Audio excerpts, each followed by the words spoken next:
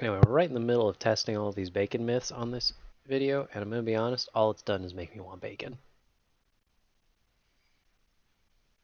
I'm gonna be honest with you. I never don't want bacon.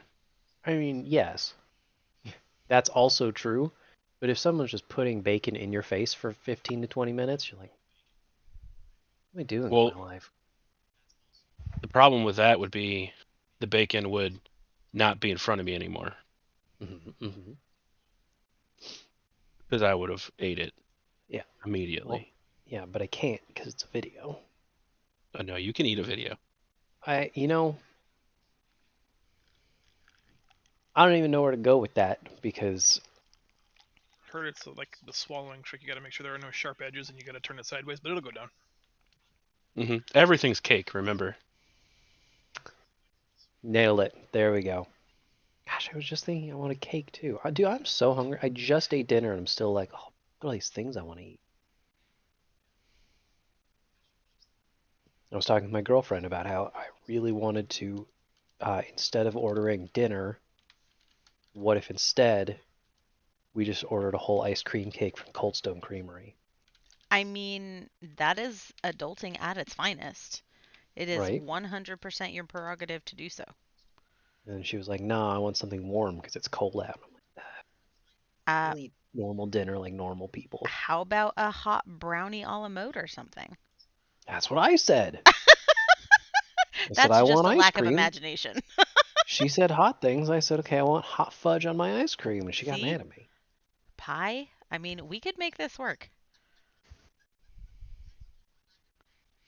I'm guessing you're not helping. I mean, she was cooking dinner, so she did whatever she wanted, but we did not have ice cream cake for dinner.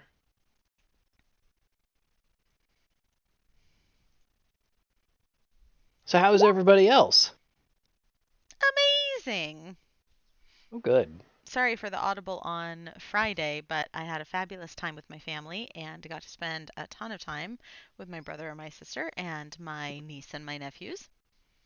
Great. That's Yeah, important. Wonderful. it was amazing. I had such a great time. And I That is mean, good. really, that's a really important thing to do because I can't think of any other situation where I would see family in the next foreseeable couple months. So, Our family's a little weird. Like, we all kind of do our own thing for the holidays because everyone's got families. Like, it's hard mhm. to move the kids around and stuff. And so it's just easier. And since there's three of us, like, my parents don't know which house to go to. So everyone just kind of does their own thing for the holidays, which is really nice. But this was a great opportunity to see each other before that. And there was a festival here in town. So we got to go do rides and shows and horseback riding, all kinds of crazy stuff. All right. But I know for our East Coasters that they are exhausted and ready to go. So I'll tell you guys about that another day. Well, Oh, that's I'm fair. We fine. are still missing one. Yeah, who wants to go yell at him? I will go and do that real fast. Give me one moment. I was actually very happy of the audible on Friday. All right, we did it. Hooray! For everybody that wasn't there for it, Lily popped up, just said "Sav," and then came back. It was glorious, and I said, "Oh, I'm sorry. And here he is. I've been sick all day, so my No, mind me is too. Oh hey." no! Why is For everybody once, sick? I'm not sick. No, this is the That's why worst. everyone else is sick. So I went on that long trip to Chicago and Disney, right? Mm-hmm. And Chicago was great and Disney was great, except I went to Disney with my girlfriend. She has the immune system of a toddler. So she got a cold in California. I got that. It's like, all right, fine. Cold season, that's going to happen. Then I got back and my boss had a cold of her own. And because it was the Washington brand, I got over the California brand, caught the Washington brand from my boss, and now I have a different but also annoying cold. Ooh. And I've just had a cold for the last like month. Have you thought about catching a cold from every single state? You know, That's I like have not. the map project that nobody wants to complete. I'm gonna say I know a guy who could probably 3D print you up a map of the U.S. with like little germ sample cubbies. Oh, I hate that. And Although I I don't also know. know a guy who works for a company who'd probably buy those samples off you. Yeah, if Nice. it's like for science, that's actually kind of all right. Just going from state to state, sir, would you mind licking this cotton swab? Why? Because you're disgusting. It's an advent calendar for snot. Oh no. You know what this is? Don't make me say it. Well, it's actually flu season, so we're buying a bunch of flu samples if you guys get the flu. Huh. Oh, nice. I've Well- already got the cold twice. I don't want to get the flu too. I don't care if you're gonna give me 60 cents or whatever. I mean, it's like at least $1. Oh boy, Not worth it. no. Oh, you say. I said at least $1.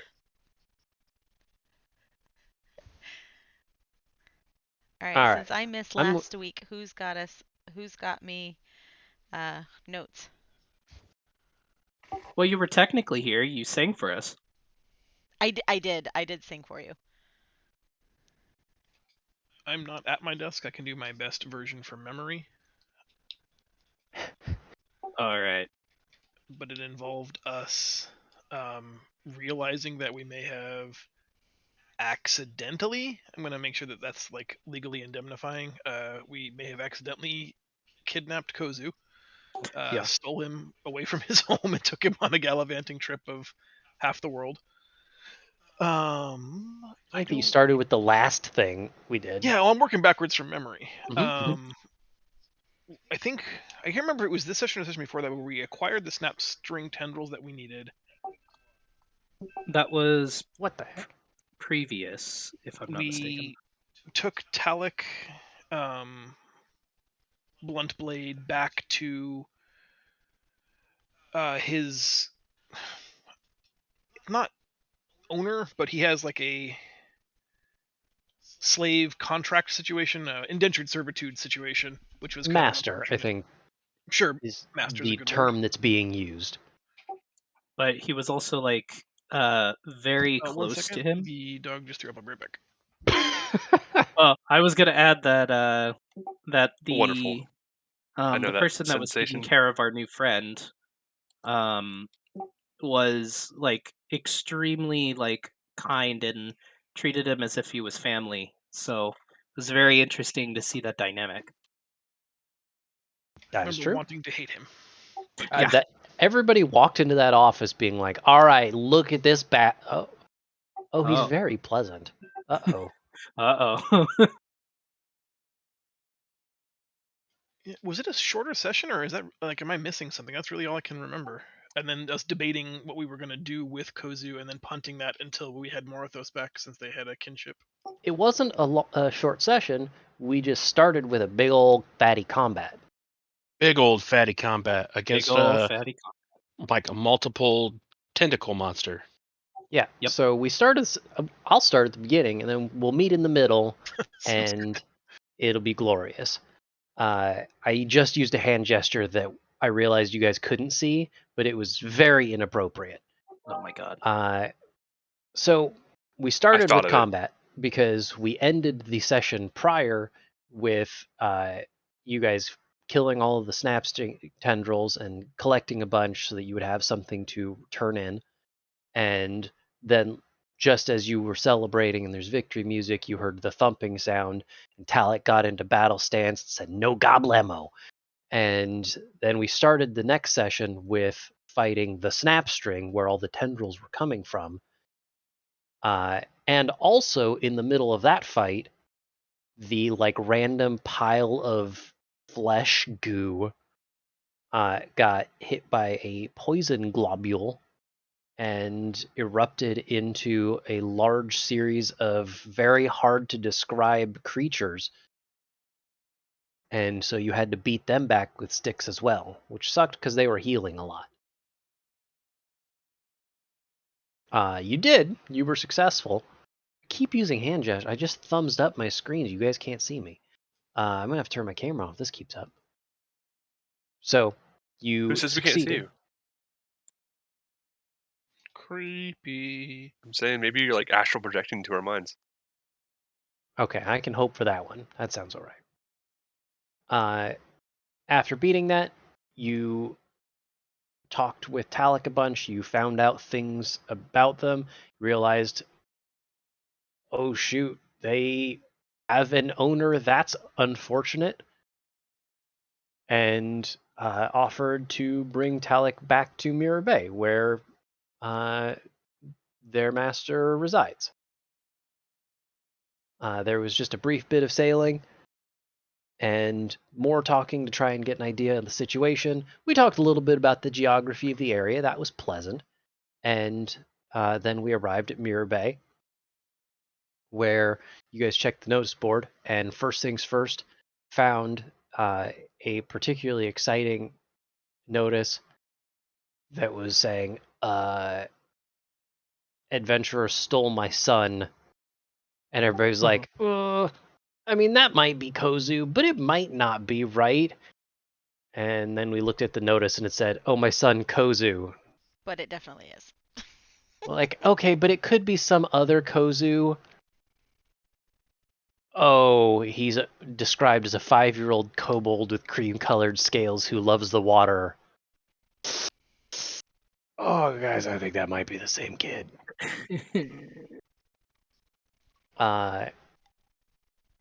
So we figured we had to do something about that.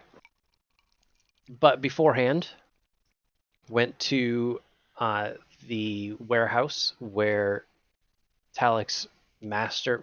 Shut up, Xbox app. Where Talek's master worked, and spoke to Kintz, Ernest Kintz. As mentioned previously, everybody was ready to just dump on him, like throw him out a window, free our poor goblin friend, and then Ernest was actually very welcoming and let everybody into his office and offered support and I don't know. assistance in exchange for helping Talek get back. Talek had to give some reports and stuff, and they had a little bit of business, so Ernest offered, hey, feel free to What'd come you back, pause it? and I'm happy to help, but, just give me a minute. So everybody decided to give them a minute, and Right there, murder in the Heartland. I agree. Murder in the Heartland? Who did it? Didn't he have some kind of connection to the Mossbrook Consortium? Or am I Yes, he did have a connection to the Mossbrooks. If I remember, the way he described it was that they were a subsidiary of a subsidiary of a subsidiary of the Mossbrook Consortium. Yeah, it was the So- 3 layers of corporate veil that intrigued me. Yeah, so he, on a very, very distant scale, that business is owned by the Mossbrooks, which definitely has some level of added gravitas, but, he probably can't. He probably can't, lobby royalty or anything, not without going through some superiors. And I also think it's important and fun to talk about. Everybody in the warehouse, there were a lot of bodies in this warehouse working, and everybody was really pleasant and happy to see Talek. Talek was walking through, and people were greeting them and saying nice things, and kind of being pleasant to you as well by proxy. That was nice. So, as you left, you decided to go to the Culinarians Guild and try and figure out, or the Guild Embassy, and try and figure out what to do with Kozu and, turn in quests and figure out where you were going to sleep and stuff. So, we started talking with that, and then we kind of jumped around a little bit as we started to realize the depth of the situation. The lady behind the desk, there's a word for that.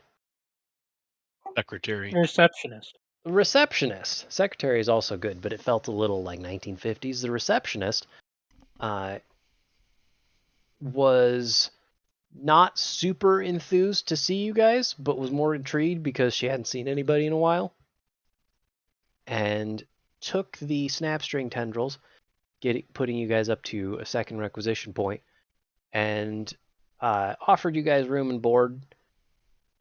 And when asked about it, provided I almost just said Sav, like you guys don't have character names. Provided Rayun with a freshly delivered shield wrapped in fine cloth, which definitely is a token that I have made, and I'm not stalling because I made that. Where is it? There it is. Can I do this? Did anybody see that pop up on the screen? I did not. That button Nope. never works. Gosh dang it. Me neither. Now, there's a big old like show to players button. And I want that to work where it would just like pop up on your Roll20 screen. And it never will, does. unless you already have it previously assigned to a single person or to GM only, like in the drop-down menu. If it's assigned weird. to everybody or assigned to nobody, then the show to will show it to everybody. But if it's already assigned to one player, then the show to will only show it to that player. That's weird. I would have assumed that button would also edit the privileges so that everybody could see it. Like I've assumed that put it in people's journals. I'd like that too. Well, I'm just going to put this in everybody's journal because I can do that, and then screw Roll20. Wow. It's a shield. It's a pretty nice shield. It is. So, and it, really shows off the Culinarian Guild craftsmanship of, hey, if you send us some high quality materials, we'll make you some high quality stuff. So, we got as far as determining that, hey, we should probably deal with the Kozu situation. We don't really know how. I believe it was floated that the receptionist, I believe her name was Stacy, we're going with that, could arrange for Kozu to be shipped back to his parents as if this was a quest turn-in. Like, you just hand child to receptionist, she puts child in box, and then box arrives at parents.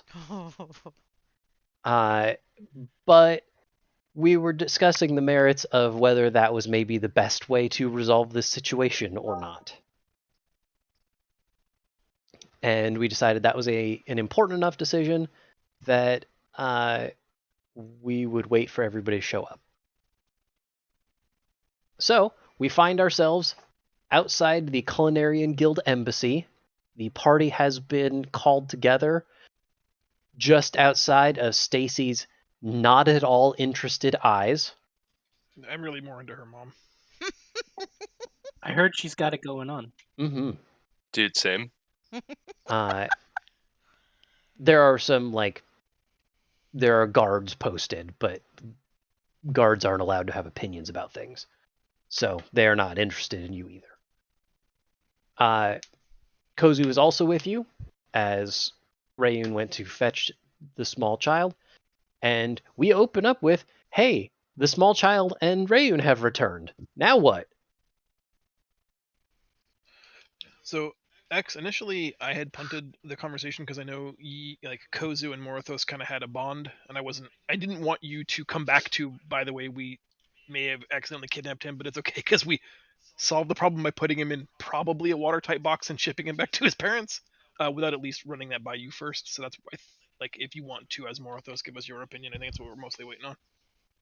As long as the waterproof box has air holes, so he can breathe. Yes, the waterproof box will have air holes on the bottom side. Yeah. I'm game. Are we not at all concerned that what we witnessed and what they reported are two very different scenarios? What if we sent him back to a bad place? Well, that's actually what I was thinking. Remind me again where we picked him up from? Happy to. With the oh, good. I feel like that's something the GM can do, is be your memory. You picked him up on an outpost outside of the town of Cross's Rest. And you sort of took him back to the boat. That was the abandoned town before you got Her Majesty's turnips. And when you returned to the town, you were kind of scared off by the whole town hating you for some reason and the mayor being like weirdly like, no, everything's all right. What are you doing? No, everything's okay. That's what you will tell people, right? Mm. I should know. Yeah. And I then you guys think just kind of maybe- left. I think maybe we should ask Kozu if he wants to go back home to his family or if he would rather stay on the adventure for now. I like that plan just in case there's something funky going on. Especially with like everyone in the town being weirdos. Mm-hmm. My only like thought process was really that I try to minimize the amount of mess that I as Holden make, and if we kidnapped him, I have made this mess worse, so I'd rather not make it any more worse by shipping him off in a crate and hoping that works out. So I feel like at the very least I have to get him back to 0. So I'm just like, a neutral presence in this world. Hmm. If not better, but at the very least I have to do no harm. So if we hang on to him, if he's keen to that, let's probably you're right. Just talk to him and see what he's up for. He's 5 years old. They can make decisions regarding their future welfare, right? Oh, for sure. I mean, Totally. who knows? Maybe kobolds are wise beyond their years. You might as well ask him which college he wants to go to. And what he wants to be when he grows up, because that won't change. But hey, good news for logistic purposes. Kozu is with you, and even probably like picking up part of the conversation, whether or not you guys are having this loudly or quietly so he can't hear you. But when asked about it, he's, well, I hadn't really thought about home. I thought we were just on an adventure. Kozu, where were your parents when you were hiding from the monsters underneath the bridge? I don't know. They just kind of ran. Why They didn't were- they take you with them? Well, there's a lot of us, and I'm sure they just lost count. It happens sometimes. Oh, they home Do you- alone to you. I say Kozu's home alone. Do you have like a lot of like brothers and sisters, or like how many? Do you remember? My clutch is 14, and I heard there's another clutch on the way. Mama says she had to wait a few years though, because the last one hurt. Oh, Oh God.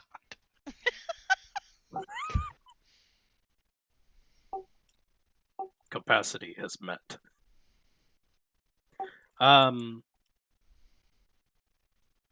Well, this is interesting.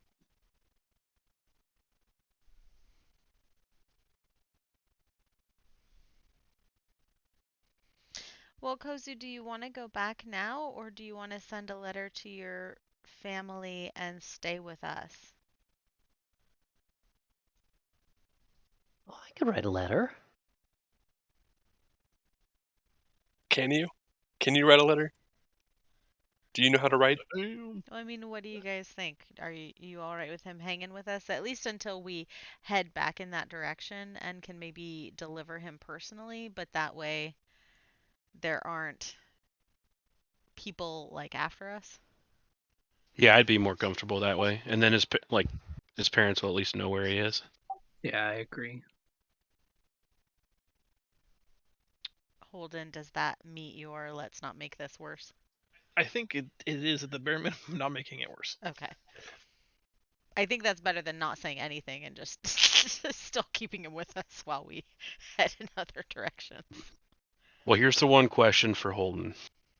Would you rather do that or feed him to my parasite? See, there was debate remember about that eating being- him, and I staunchly suggested that Morthos would be opposed to eating the child. However, I guess I was speaking out of turn. No. I am against it. This was more a question for you as your character, which would be easier for you to handle. I mean, I don't want the legal culpability, but I think because I made this mess, we have to be responsible at least getting him back home. I All right, don't I want to agree. deal with kidnapping charges, but Also, there's like a if we reward. made that bed, we got to sleep in it. There is a 25 gold reward. We are heroes. According to the post, it was all that the bandits left the mother with. What? Oh yeah, there's you an should read that elaborate post. story I'm really that proud of doesn't it. Match reality at all, but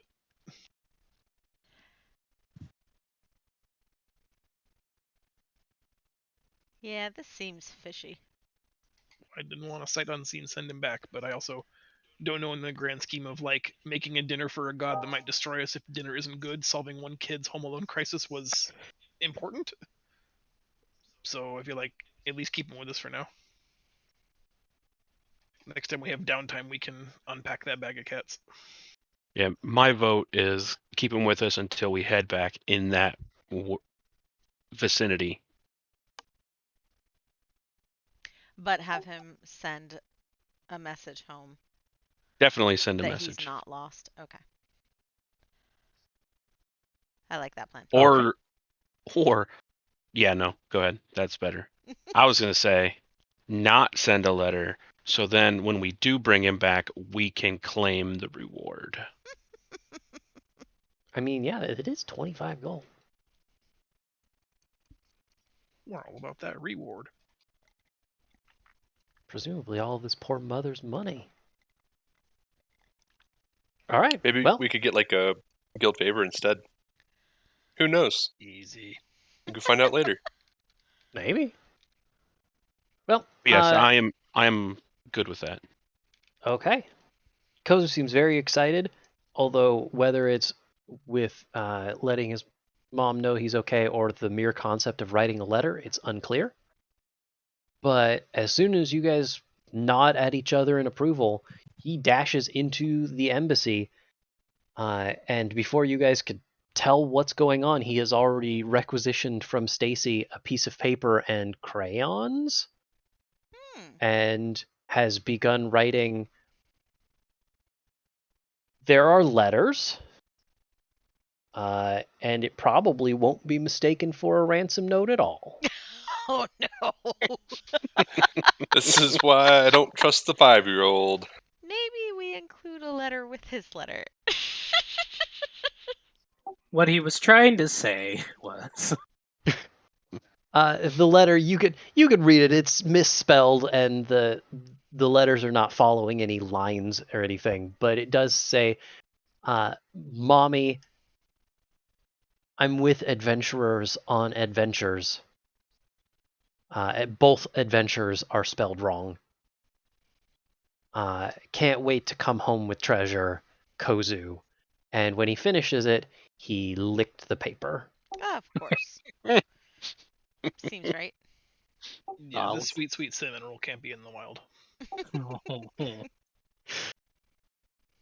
And then he just hands the paper to Stacy, freshly licked, who is not excited about that prospect at all.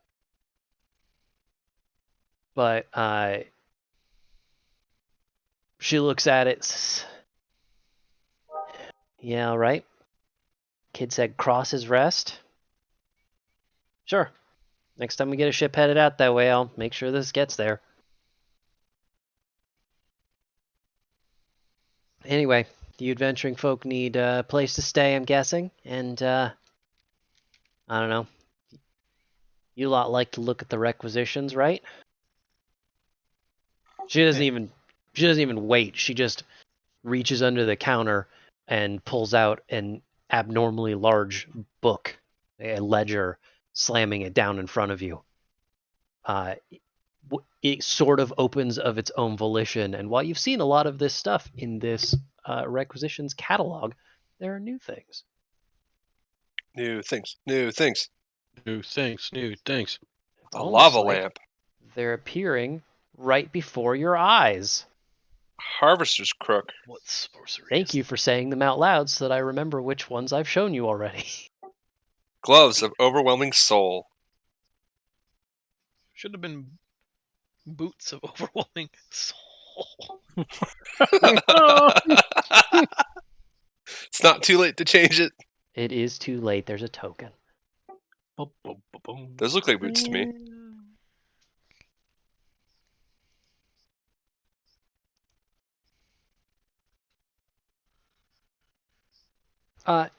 No decisions need to be made. But this is a thing that will regularly be updated with interesting and sometimes even good things that the Culinarians Guild can make for you. And as one final reminder, everything will cost 1 requisitions credit unless it states otherwise. And how many do we have right now? Currently 2. Nice.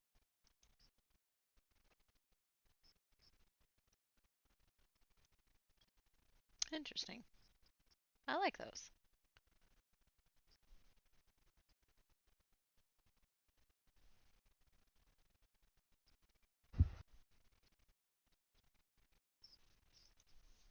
I mean, that Harvester's Crook with shadow damage would be pretty awesome for Morthos. No?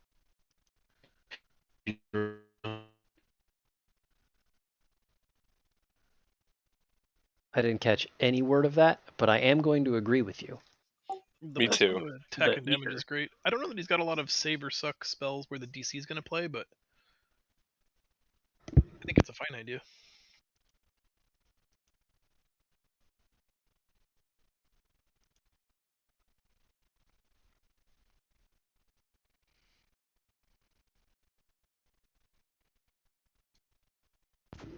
Oh man, I made chocolate chip cookies, but I overdid them a little bit, and they're like 3 days old, and so chewing them is going to take a lot more effort than I was ready for.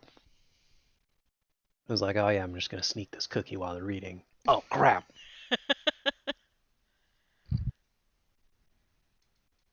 I mean, So- I guess while we're in an open area with access to a requisition agent, do we want to talk about spending some of our ill-gotten gains, or do we want to just move on and requisition something when we have more? Yeah, it's worth pointing out, you've already been punted once, and these credits don't expire, so you can feel free to save up until you want to purchase many things or something that you like that's expensive.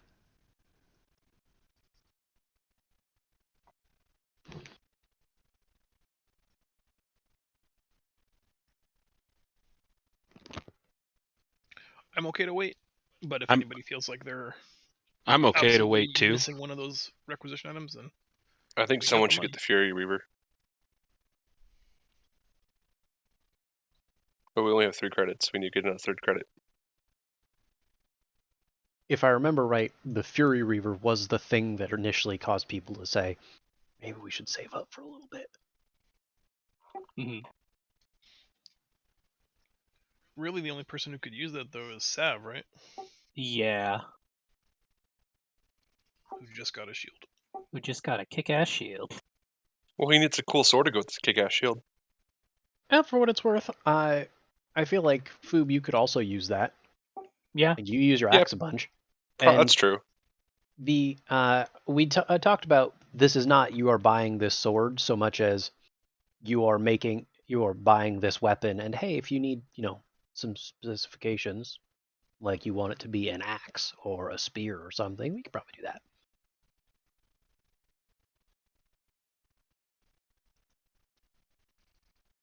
But I'm not getting a new icon. I had to steal those from the internet.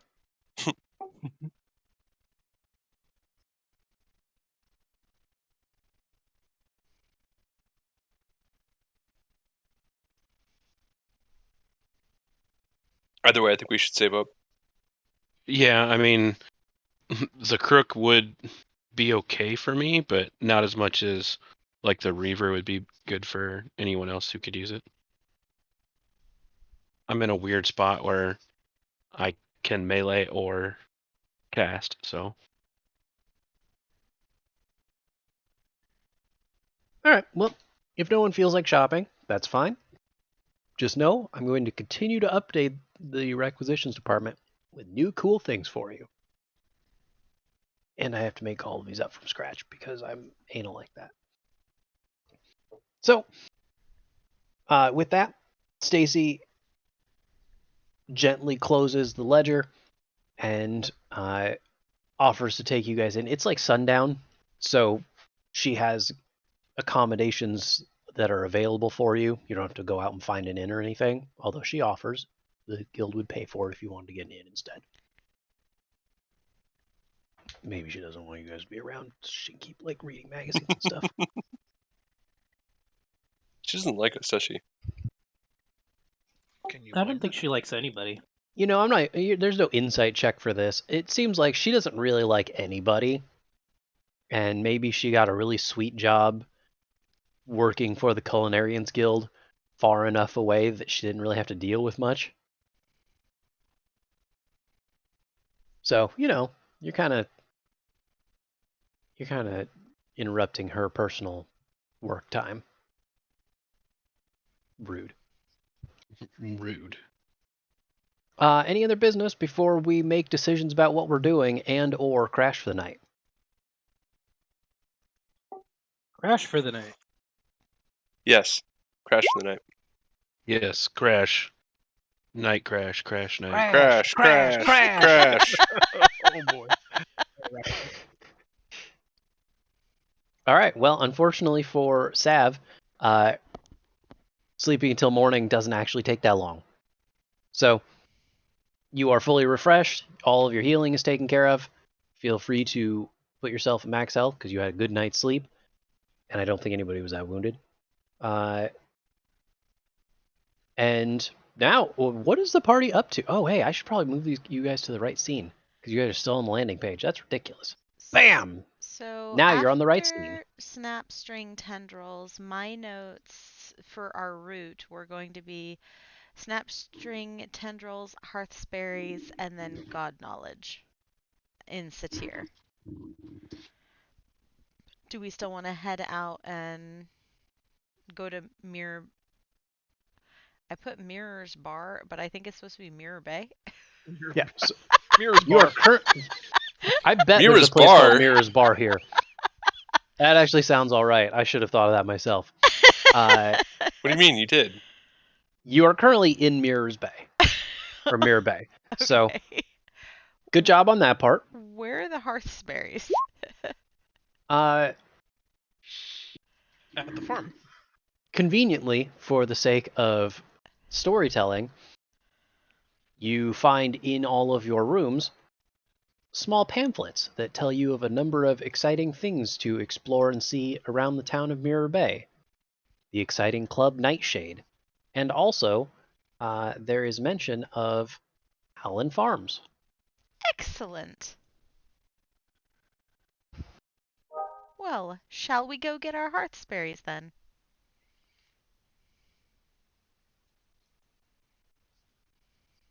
Well, not all at once, guys. It is next on our to-do list. I don't mind doing business first. Pleasure if time permits. I will ask, just to make sure, would anybody like to take any further action for Talik Bluntblade before you leave? Oh, We left it with inviting him to join us in mercenary status, right? Yeah, we That could be suggested really- could be taking really that fun. the escort quest and potentially going with them Mhm. because it paid really well. But that can't take us off the main quest, and I thought it was going to be an overland journey that took a while. Yeah, I think maybe we're just parting ways with him. We can't take months off of our quest to go walk a caravan across the continent. Yes, everything will be gone in a month's time. If we fail, absolutely. possibly.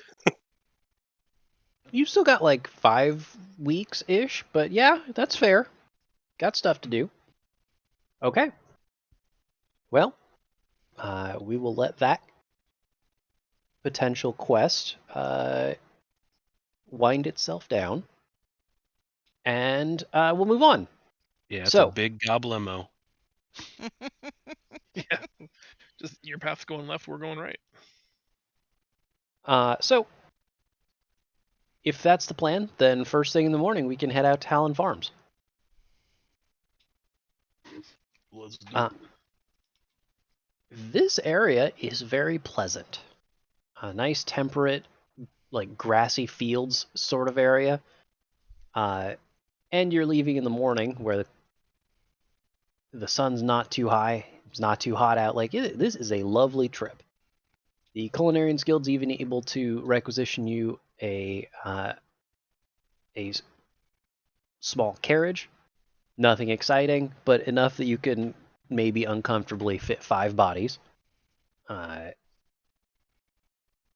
am going to guess that you are not taking Kozu with you to the farms, but that he might be on captain's duties.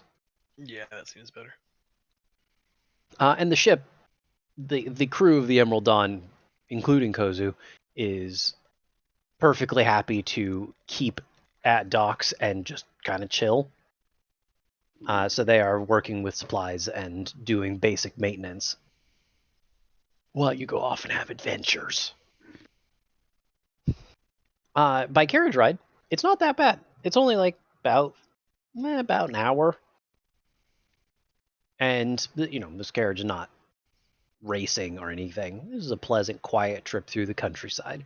You pass a couple farms along the way, growing all sorts of ridiculous-looking crops. I mean, you see something that genuinely kind of looks like a pumpkin, but is the size of a house.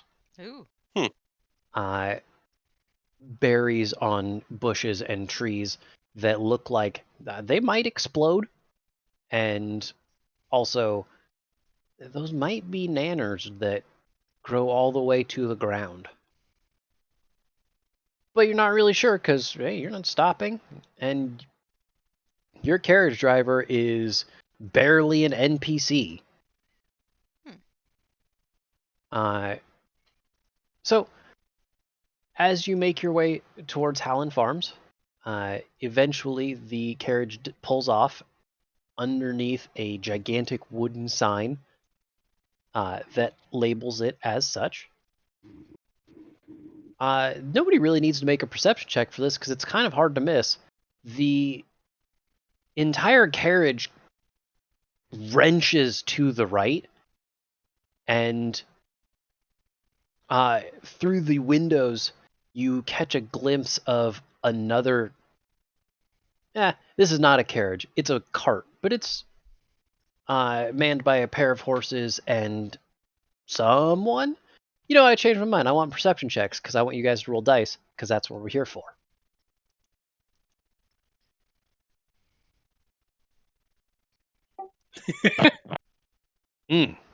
Love those 18s and 19s when you don't really need them.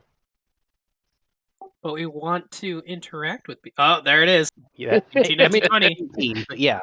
But no, like, I want you to roll these 18s and 19s now so that when you get into combat with a gigantic dragon, you're rolling those 2s. Yeah.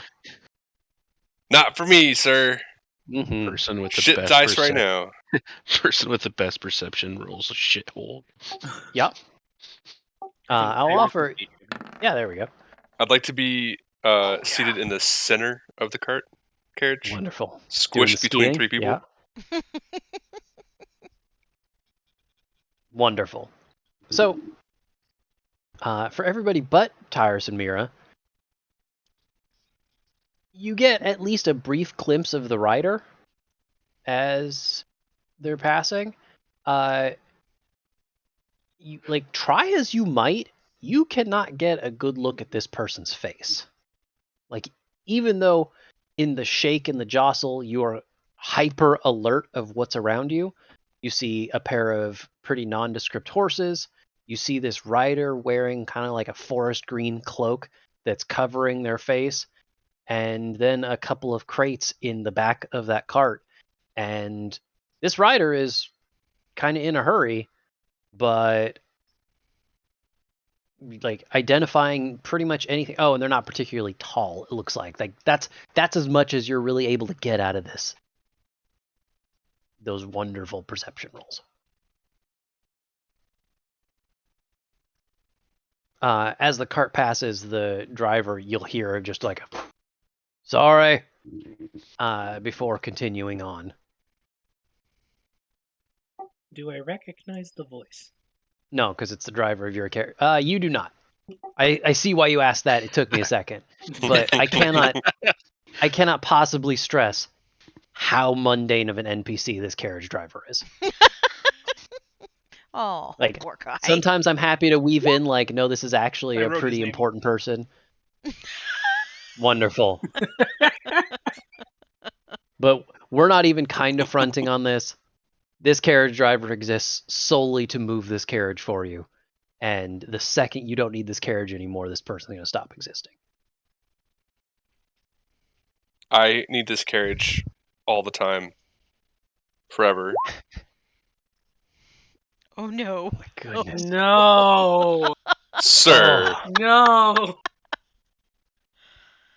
Oh. Okay. We're just moving on. He went there. He did that. That's him.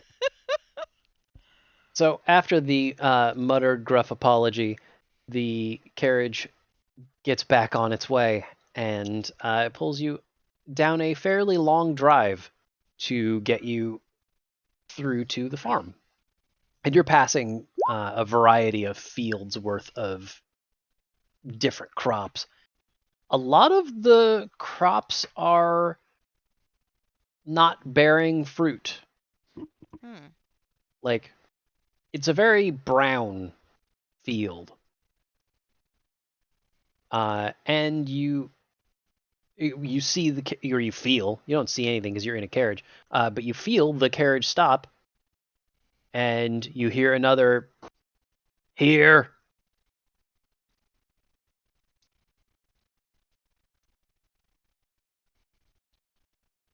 As you leave the carriage,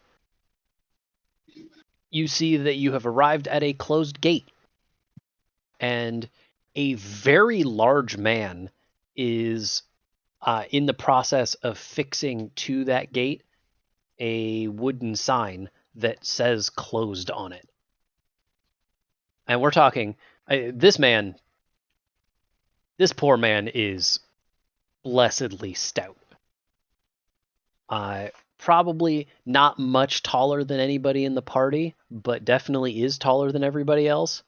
And the sort of man that has hands that make anything that he's holding look particularly small. Like, he's holding these nails, which are decent sized nails, like he's handling needles. And it's kind of impressive. Like, he looks like a craftsman. Honestly, if I'm being real with you, I already had an image in my head, but if we're being real, he kind of looks like Zeph. Nice. Okay. Like, a little abnormally tall, rounder than Zeph. Like, we're talking like almost spherical round. Portly. Yeah. Portly. I'm sticking with blessedly stout. And just like dressed in the apron of somebody who does a lot of craftsmanship, which is impressive with those giant fists. Okay. He's fixing that sign, but he looks over his shoulder to see that there's a new carriage. And you guys parked maybe 10, 15 feet away. Are close enough that he just says, "Oh, hey, more travelers. Sorry, folks. Farm's closed for the day. Come back tomorrow. Maybe we'll have some stock for you."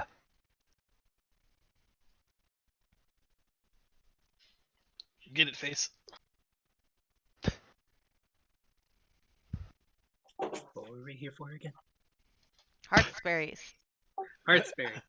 Asked him if it's closed because of lack of product.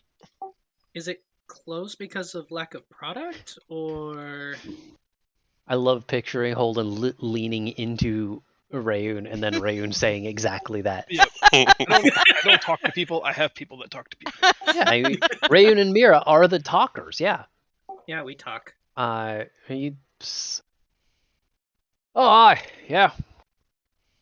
We had a little bit left over, and obviously enough stock for me and the family, but what we had, we just sold a few minutes ago.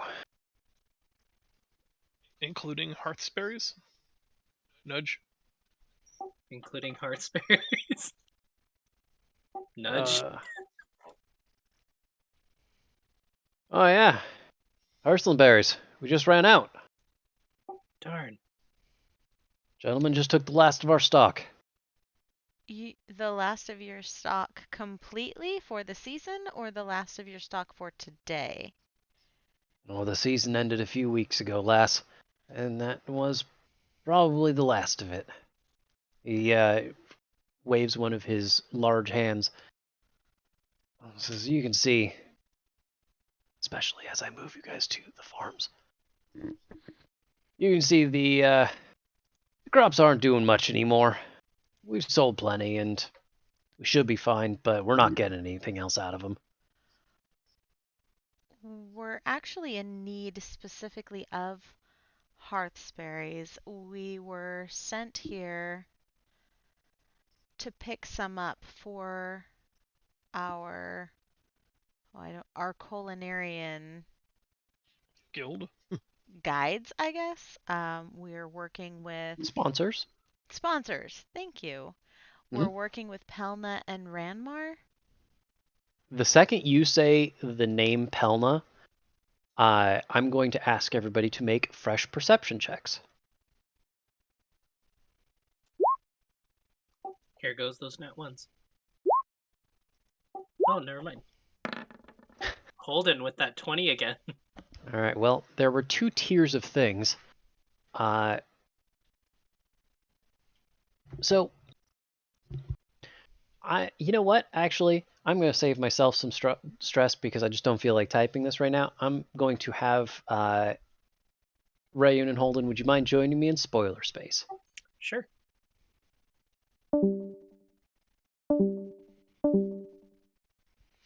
So hi. How's it Oh, going? This is where we hello. usually hang out when you're talking to him privately with the boat. I like it. What do we usually talk about?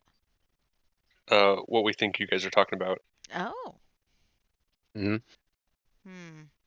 Or how Pretty- sultry the Pretty mundane. boat's voice is. It's always a question. I like it.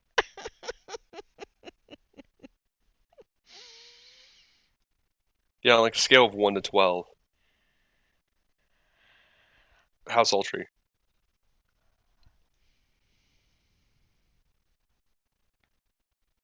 Like maybe like a 9? I could see that. Yeah, What from would a Gilbert 12 Godfrey sound to a Barry White. Oh no, that is quite a scale. Gilbert Godfrey being the 12.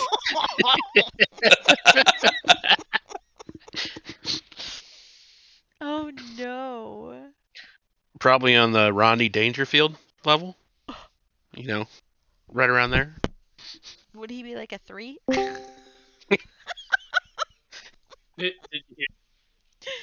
Hello.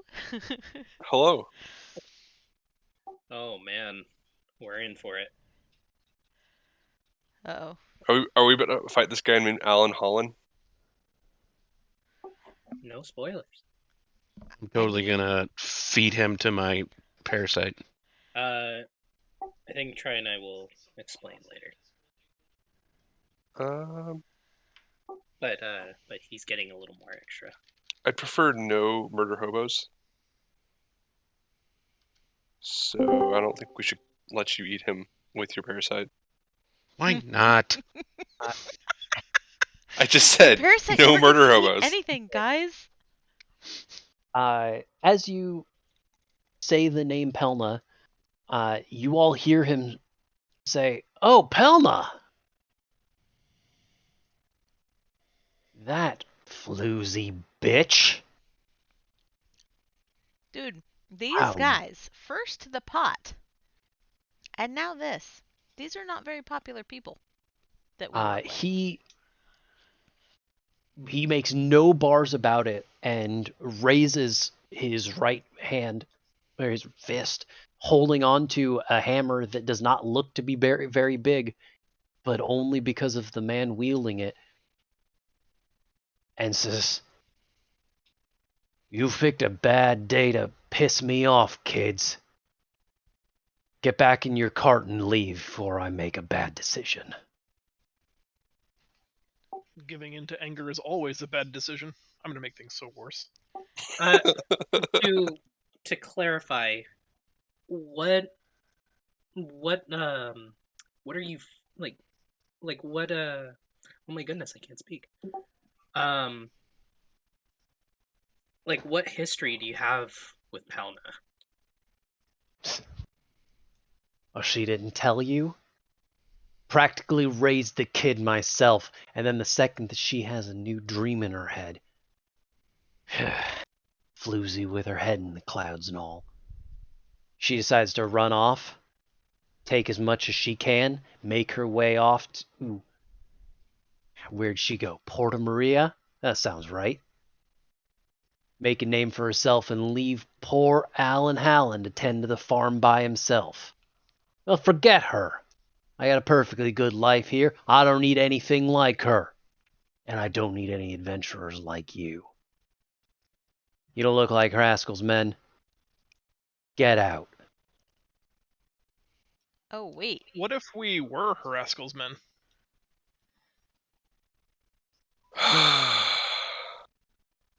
The sigh in the background.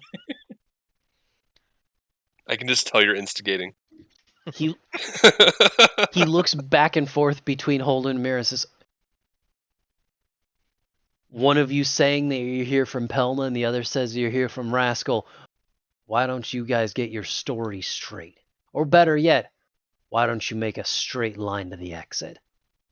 Because we're closed. And with his hammer hand, he pounds into that closed sign, which mercifully does not fall to the ground. From the sound, my parasite is awoken and my hand turns black.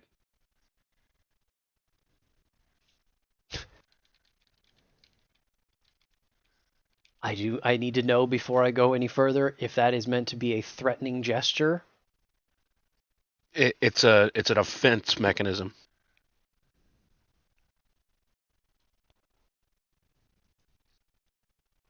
Okay.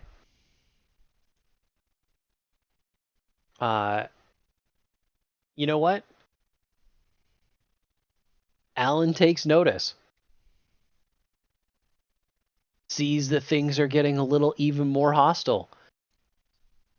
And turns back to face you. Says, maybe you all are here just to pick a fight. Is that it? Unfortunately, no. Well, we've come But- to an orchard. There's nothing else to pick.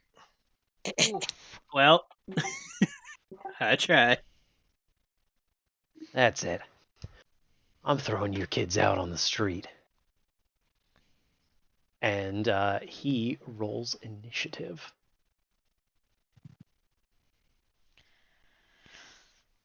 Cue the banjo music. Oh, that was supposed to be Roll. for... Feel like I should try to de-escalate, but I'm also not entirely sure since someone was trying to pick a fight. Seems like a lot of people were trying to pick a fight. Oh, I was not trying to pick I a fight. was not. I don't think anyone was trying to pick a fight except for one person. Yeah, but he And- has information I don't have. And I trust him. I will say my parasite is hungry, but No murder hobos. that's, I'm just saying, I was how many surly quest keepers can we possibly try to talk out of it? Let's just fight this one guy and see what happens. I like that idea. Can you put... I'm gonna eat his heart. Sorry, I could not find my own character sheet. I will add the turns that were missed here in just a sec. Okay. What? You have all of the food in the universe. Leave me alone, sir. I forgot I was not on push to talk. That's okay. You probably heard my cat. We Why heard would you feed him? I fed him 8 times his normal amount of food today. He should be fine. Also, poor Hallen. He did not roll very well. Let's see. Let's add a turn for Rayun. was a 15. Mhm. And we're missing Morthos, who got a 16. Well, here we go. We're going to start at Tyrus. Tyrus, this man has lifted a hammer in anger. Plus, he called Pelna a whore, and I don't like that. Yeah, but I don't really like her.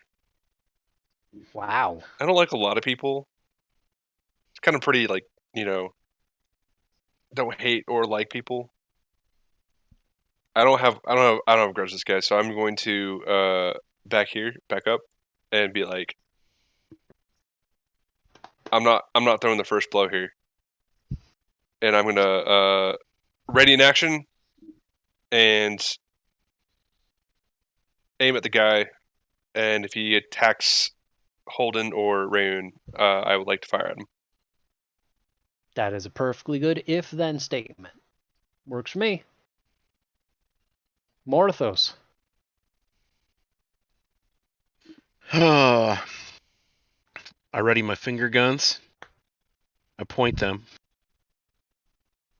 and ask him, "Are you sure you really want to do this?"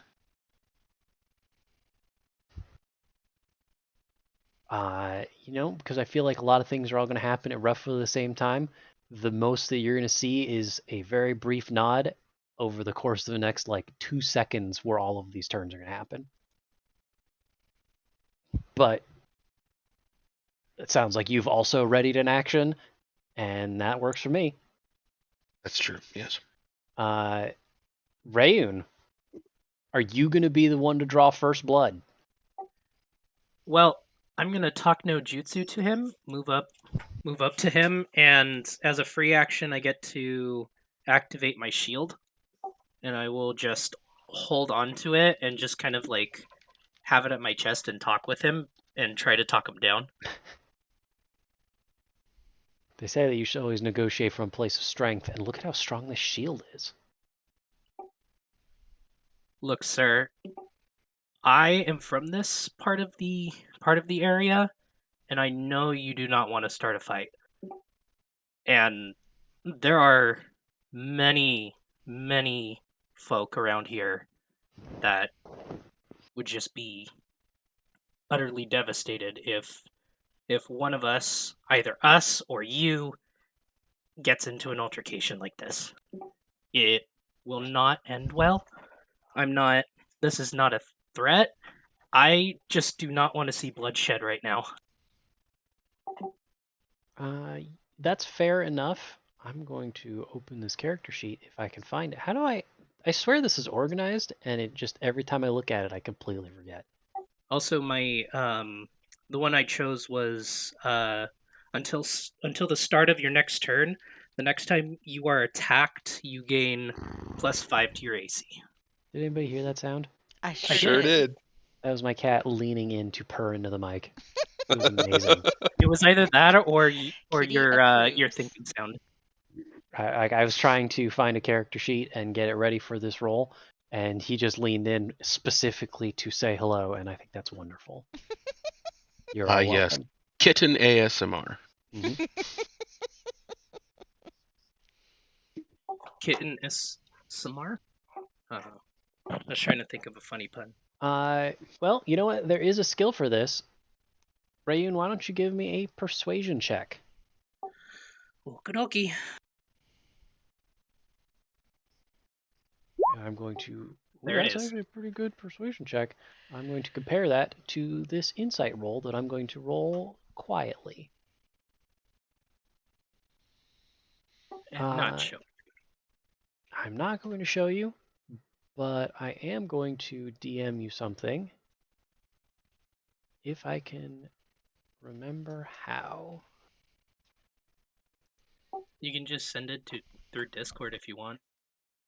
I think this will work. Nailed it. Yep, it works.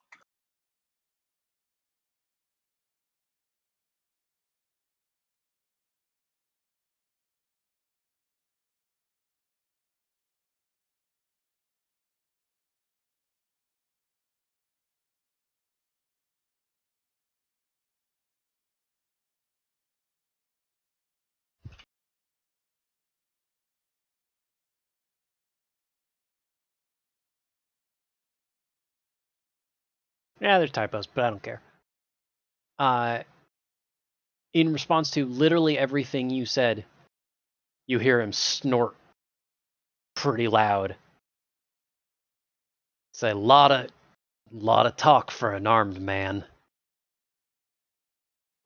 Well, you're holding a hammer. What do you expect? Holden, how would you like to escalate / de-escalate?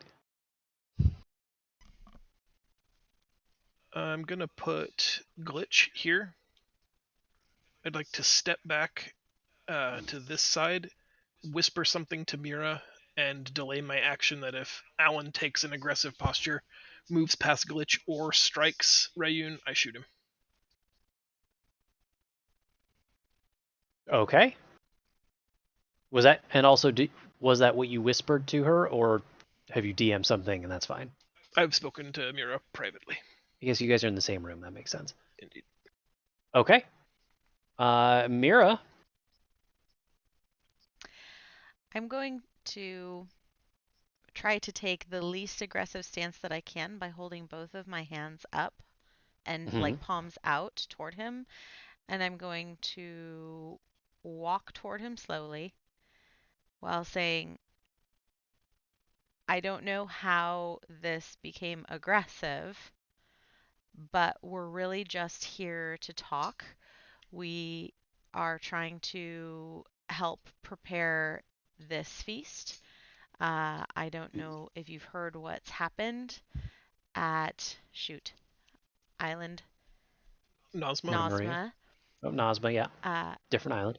But we have been sent here because we are trying to appease the god that destroyed the island so that he takes no further actions on other communities within this region.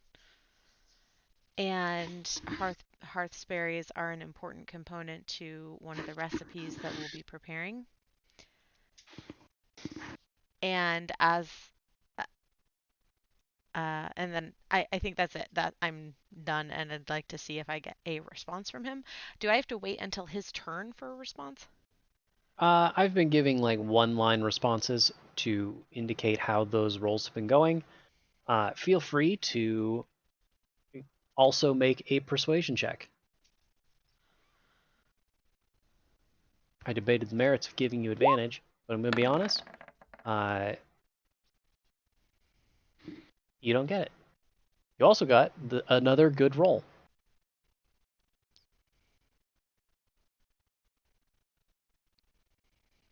Wow. All right. Let's see. No, that didn't work.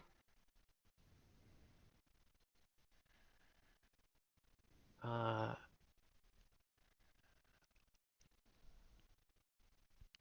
bet if I copy and paste this.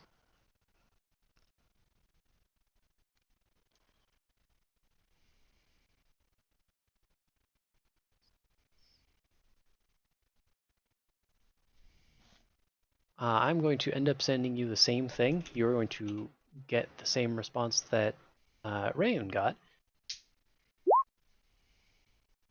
Because you rolled the same roll that he did, and magically, Alan also rolled the same insight roll.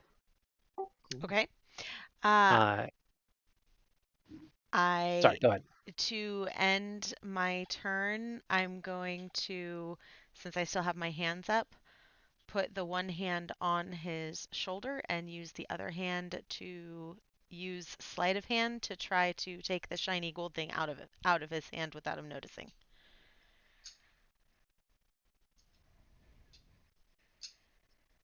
I guess it doesn't.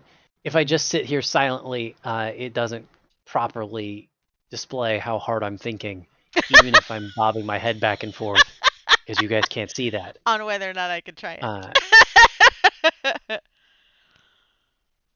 You know what? I'm gonna give this one to you. It could go partially horribly wrong. The insight checks, the persuasion check was not. Guys, rolling 18s.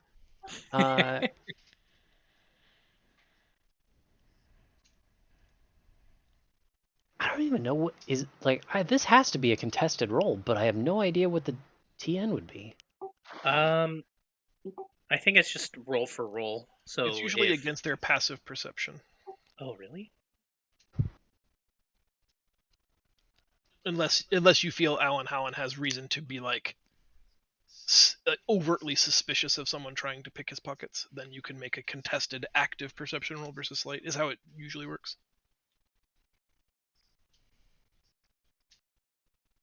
No, I think that's how I'm gonna do it. But that's probably okay. Because yeah, okay. Well, you know what? We're gonna go with that. Not talking to myself anymore. I'm happy to make this roll public because it's funny.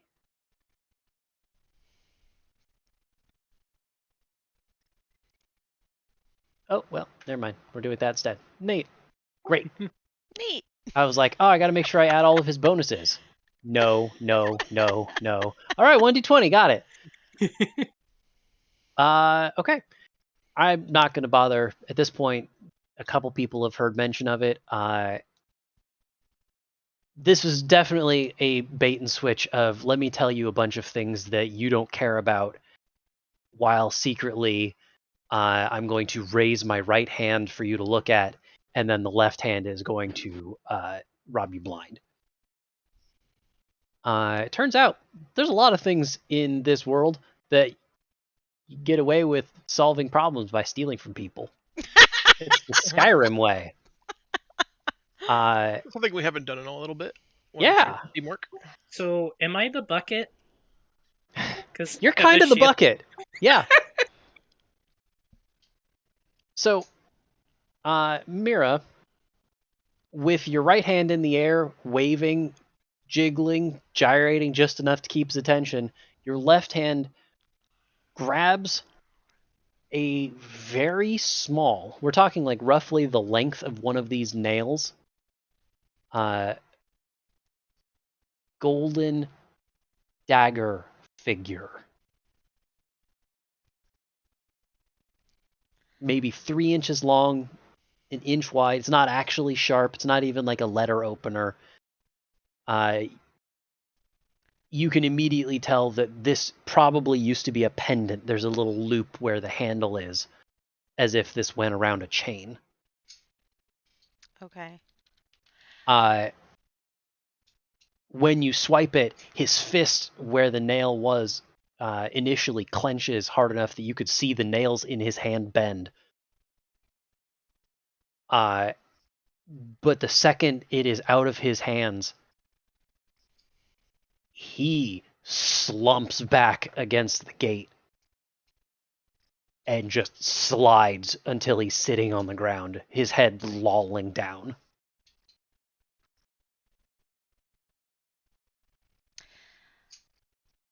I'm gonna promptly throw it as far away from me as I can. I'd like to catch it. Because I want it. I don't know what that is, and if he was like possessed by something, I don't also want to be possessed by anything.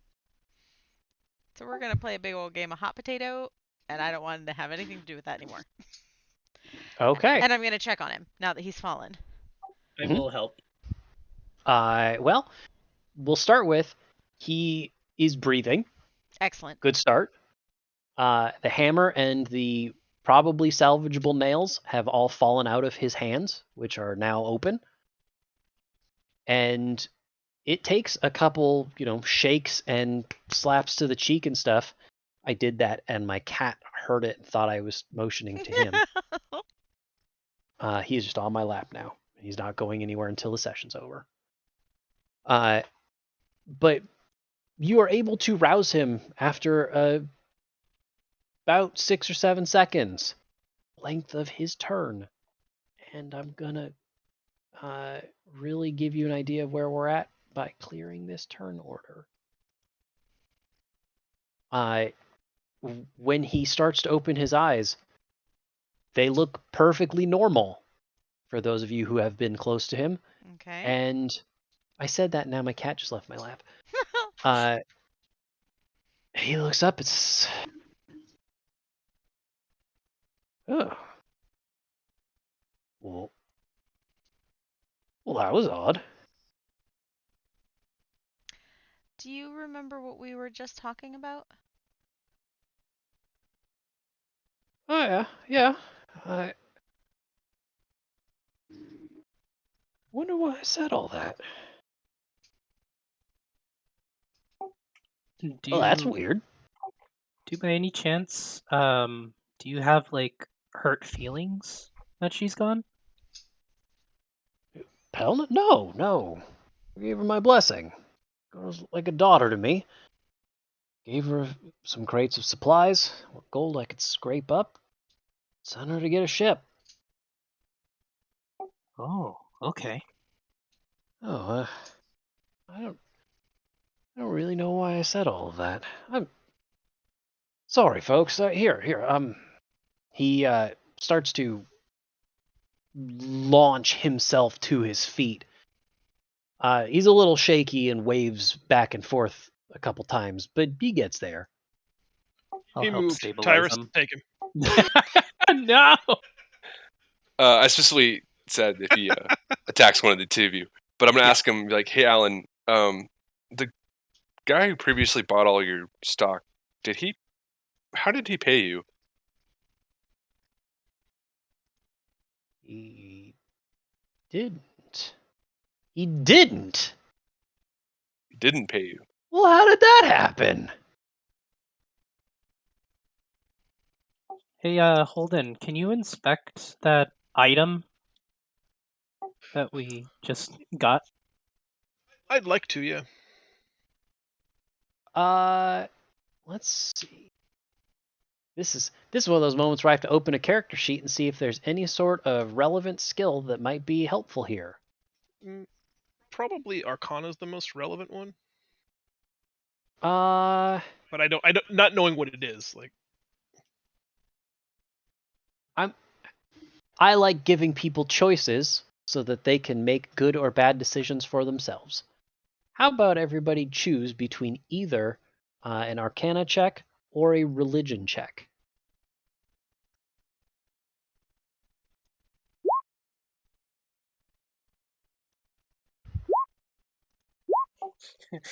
Well, religion doesn't say anything. I knew it. God's dead. We got 999 more, though. It's fine. Okay.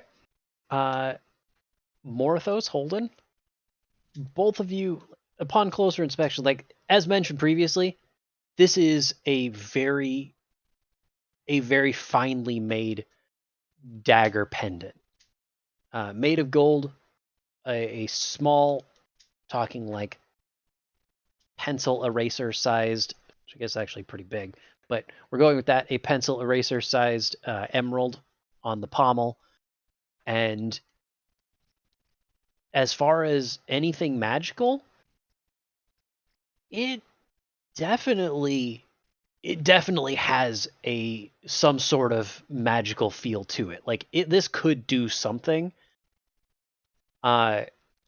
Identifying the specifics of what might require, say, a spell.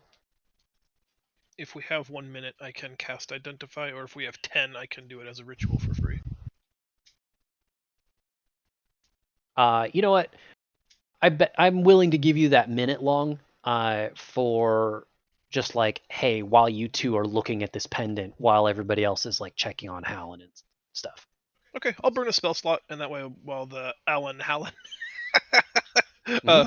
dialogue is going on, I'll burn the spell slot so we can identify. That makes sense. I don't have. Oh, thank you for that.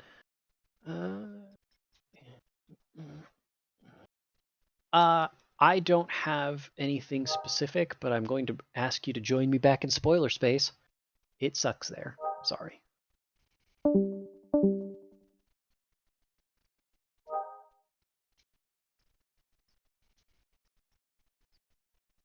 You still staying awake, Foob?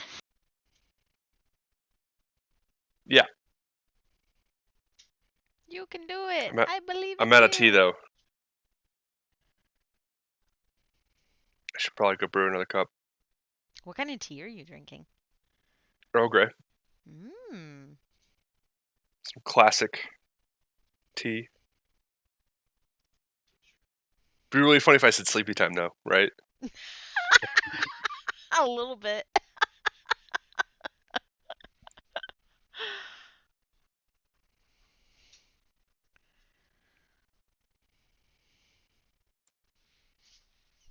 Is it freezing down there for you too? I mean, it's like For- 40 outside.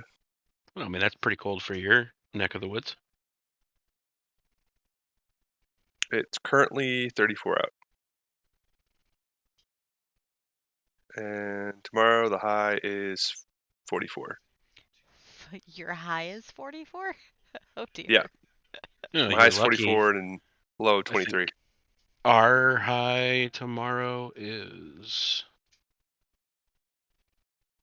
Our high today was 38, and our high tomorrow is 35. And it's snowing here. Oh, I I'm wish it was so snowing here. jealous. I don't want to tell you what our projected high for tomorrow is. 75. Yeah, actually very close. Spoiler space is a bag of holding. It is very gloomy there. Oh no. So, Holden is going to spend a little bit of time figuring that out.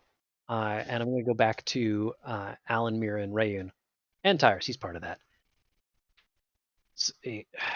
I'm so sorry. I don't even think I introduced myself properly. Alan Hallen, fourth owner and proprietor of Hallen Farms.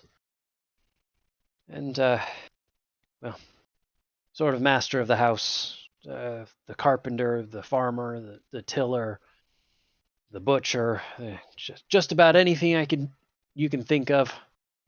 I'm probably your man. Well, farm related.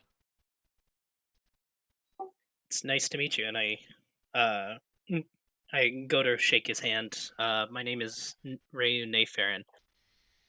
You practically lose your hand in his, but he accepts it heartily and even has the control to not smash yours. Ooh, firm. It sounds like introductions will go around, and he will shake the hands of those nearby. As you finish, he's so. You said you were here for Hearthlandberries, yeah? That's correct. Well, unfortunately, I wasn't lying about that. We did have some stock, but well, whoever that was before you bought took what we had.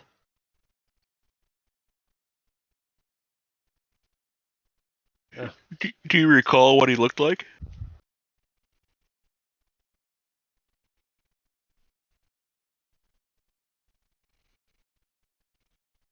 Well,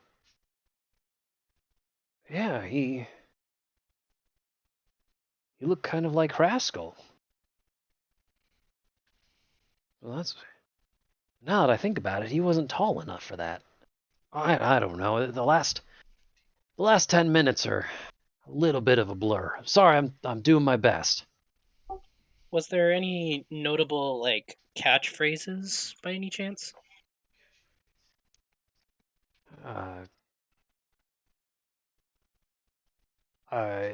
No, not really. He didn't actually say much, I don't think. He just sort of asked for the berries, and I complied.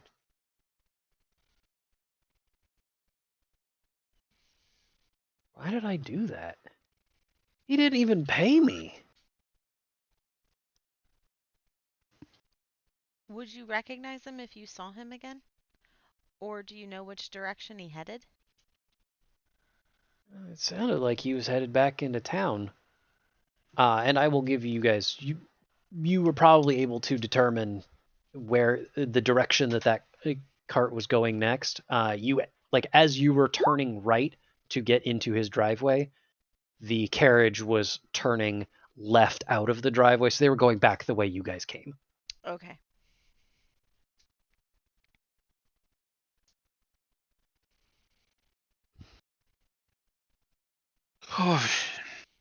There's another thing where I just did a bunch of hand gestures, but I hope that the words helped describe that, because otherwise, kind of looks like I'm calling some football plays.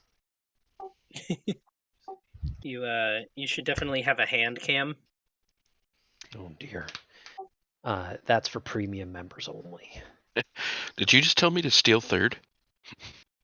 No, I was doing the signal for offensive holding. Oh. Yeah, offensive holding.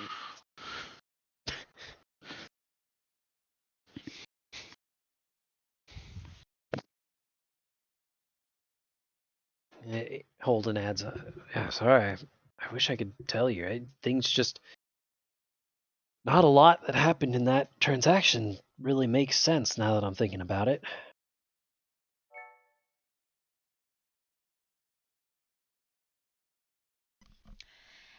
Alan, were you holding Hearthsberries for anyone, or do you know if there was anyone else who needed your Hearthsberries and were coming to pick them up? No, we didn't have any orders. And I was expecting to keep the rest of those berries to can.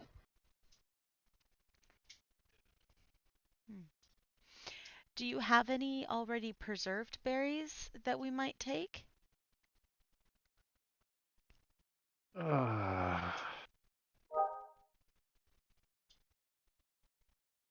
uh, you know what? You've already been helpful. Let me head inside and ask the missus. I'll be right back. Thank you. He removes the close sign long enough to open the gate for everyone and marches kind of quickly into the house to the southwest. You hear him, like, he shuts the door very gently, again for his stature, and it sounds like he's trying to be quiet until you hear him shout, "Mrs.!" And the rest of the conversation is unintelligible, but not inaudible. Thank you for not calling me Mrs. Yes. One of you should find an inobtrusive way to ask about Rascal, who or what that is. Sure.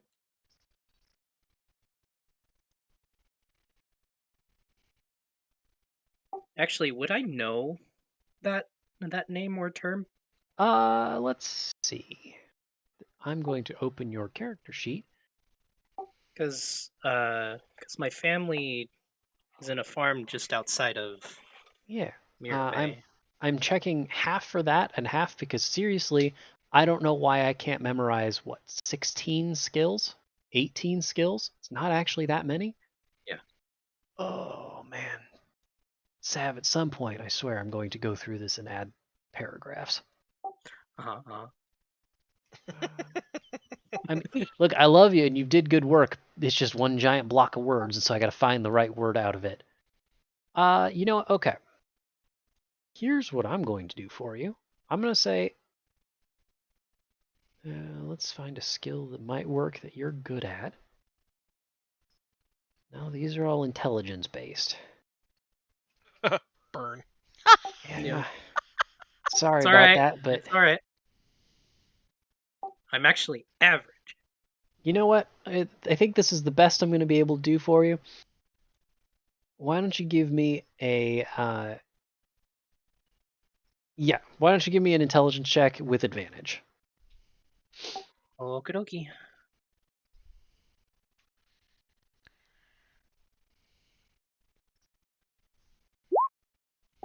Well, 14's all I got. Look, that okay. It's enough.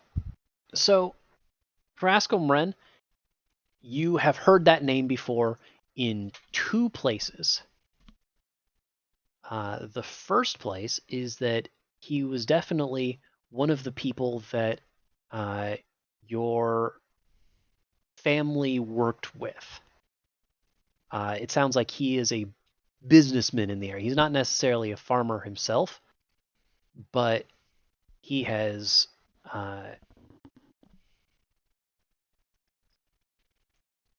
been responsible for organizing a lot of the farms in the area. The second reason that that name sounds familiar is because of a piece of paper that you saw on a notice board not too long ago, which I mercifully, and for story purposes, have not removed from your guys' quest. Oh.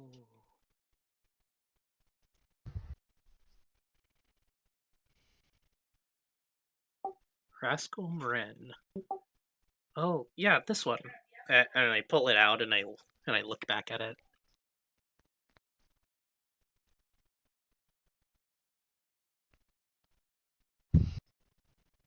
I don't see anything in there for him. Spreading infestation? This isn't like some cheeky secret. X, do you have 6 things in the notice board section of your quest log? Yeah. One of them is the Torb infestation. Yes. Ah, the infestation. Okay, Yep. there it is.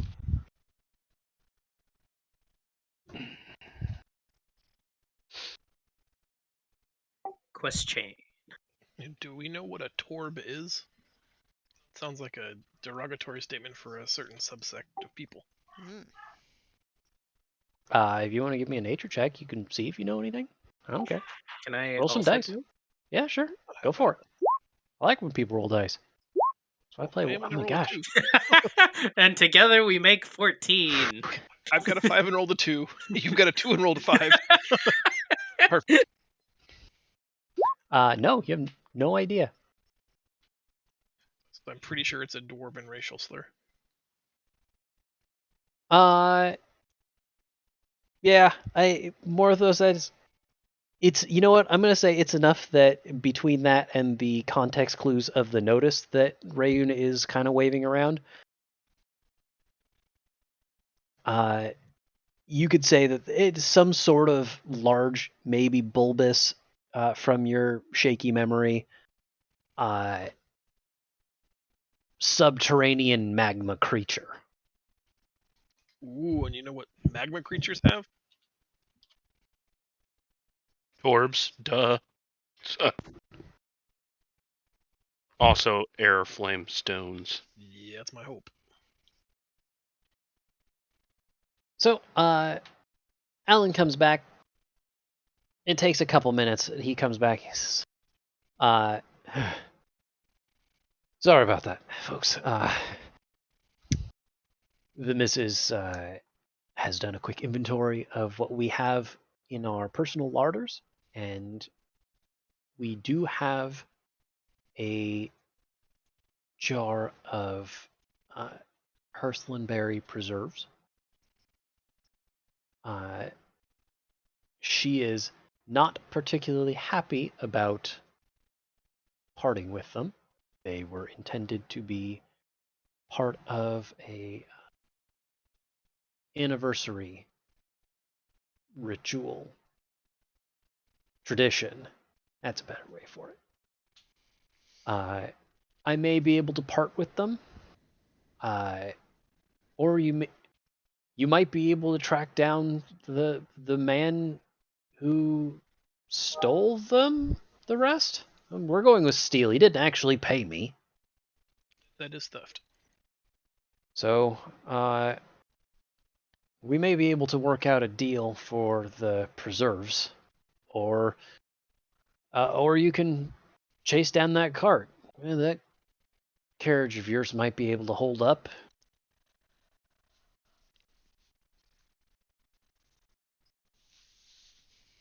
I think it might be best to make a deal now, just in case we can't recover the preserves or we can't recover the fresh fruit later. But we should certainly try. But she did say, going back through my notes, that ideally we'd find them fresh, but jammed would be acceptable as well.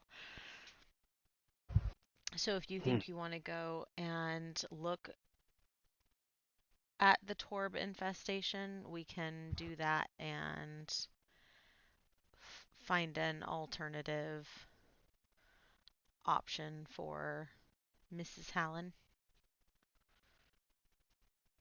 Well, if we're gonna try to track down the guy who just bought the last berries, he's already 3 or 4 minutes ahead of us by carriage. If we're gonna do that, I think we have to commit to doing that pretty quickly. Yeah. Do we know what that pendant was now? I have a rough idea. It's been put away for safekeeping. Are we explaining it to the rest of us? It was a cursed item designed to create a desired response, in this case one of betrayal. I'm confident in the confines of my bag of holding it should pose no more harm to Alan or anyone else.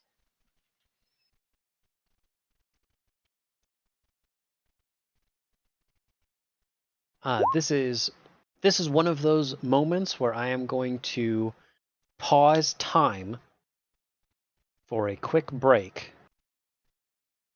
And then, before I resume time in 5 minutes, we're going to make a decision.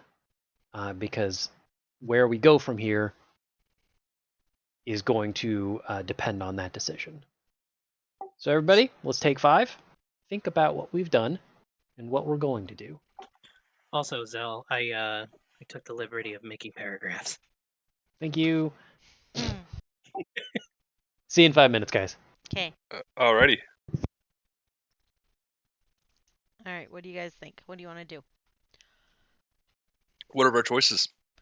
Our choices are to go after the person that stole the berries, or to negotiate for the preserves and go do the Torb infestation.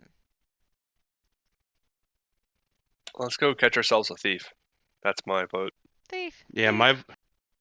my vote is let's ask him to hold on to the preserves, but we will attempt to try to get the fresh ones first. Okay. Holden, Rayun, all in favor? Yeah, I think I don't know that a rickety cart's going to catch up to him, but I think starting there is best. One, because I want to know who had the ability to use such potent magic. I admire the delivery method, and I would like to beat him up. Okay. Yes, it has been a while since I've been able to shoot my finger guns. I get a little feisty after a while. And it's not a murder hobo move if you eat a thief. For the cool. record, Well, I just want to clear my name. I was not trying murder hoboism. Zell told me that I could see something shiny and golden in his hand with my 20 perception. Oh no, So I no, thought I'm talking we could about distract him. X. Oh, okay. X was saying Yeah. how he wanted to eat the guy Preamble with to combat. his insect hand, and I was like, What? we're not going to murder hobo this guy. I've started to mentally develop a thing to where my parasites, I think, is slowly starting to overtake me more. Because as we level up, it's going to become more prevalent. Nice. So I think murder hoboing the thief is fine because it's not really murder hoboing; it's justice. And I mean, I am Justice. chaotic, so I think we're okay. Yeah, I mean, as long as it's like directed chaos.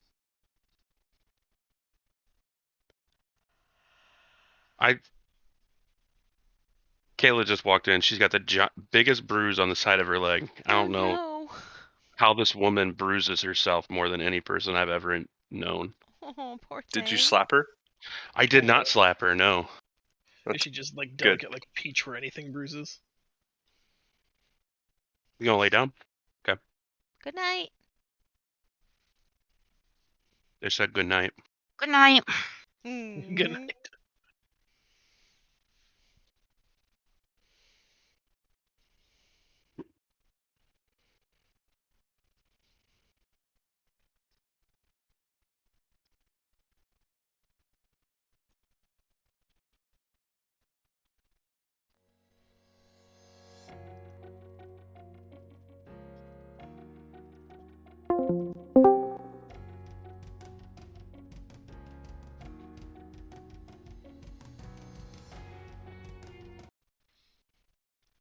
Sorry about that. I think I lost comms.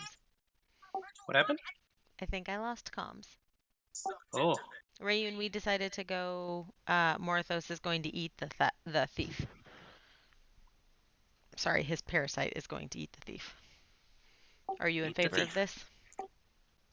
Sure. Excellent. All right, I am back, guys. But you still have a minute and change No, I think for we're your good. 5-minute break. We're So gonna run ignore down me. the thief, and if he gives us anything but full compliance, Morthos' symbiote is going to eat him. Yep, that's the plan. And we're all on board with this. You know, of the list of people that Morthos' parasite has been suggested to eat this session, that seems like the most reasonable. That's what we were thinking. That's how we made the rational Yeah, decision. we're We can't gonna keep telling dextrate. him no, and like if we're gonna tell him no, you can't eat Kozu, then like at some point he just has to eat somebody. I think we should just dexter it, where we only let him eat bad guys. Like, if he's going to be a serial killer, then let's at least direct it towards the bad people. I'm okay with this. Yes, let me eat. No, I'm not really gonna go that crazy, guys. That's just what a serial killer would say. All right, well, I'm happy to pick my teeth with this toothpick for another minute, but it does sound like everybody's here and we have a plan. We do have a plan. Unless somebody objects to me continuing. Let's do it.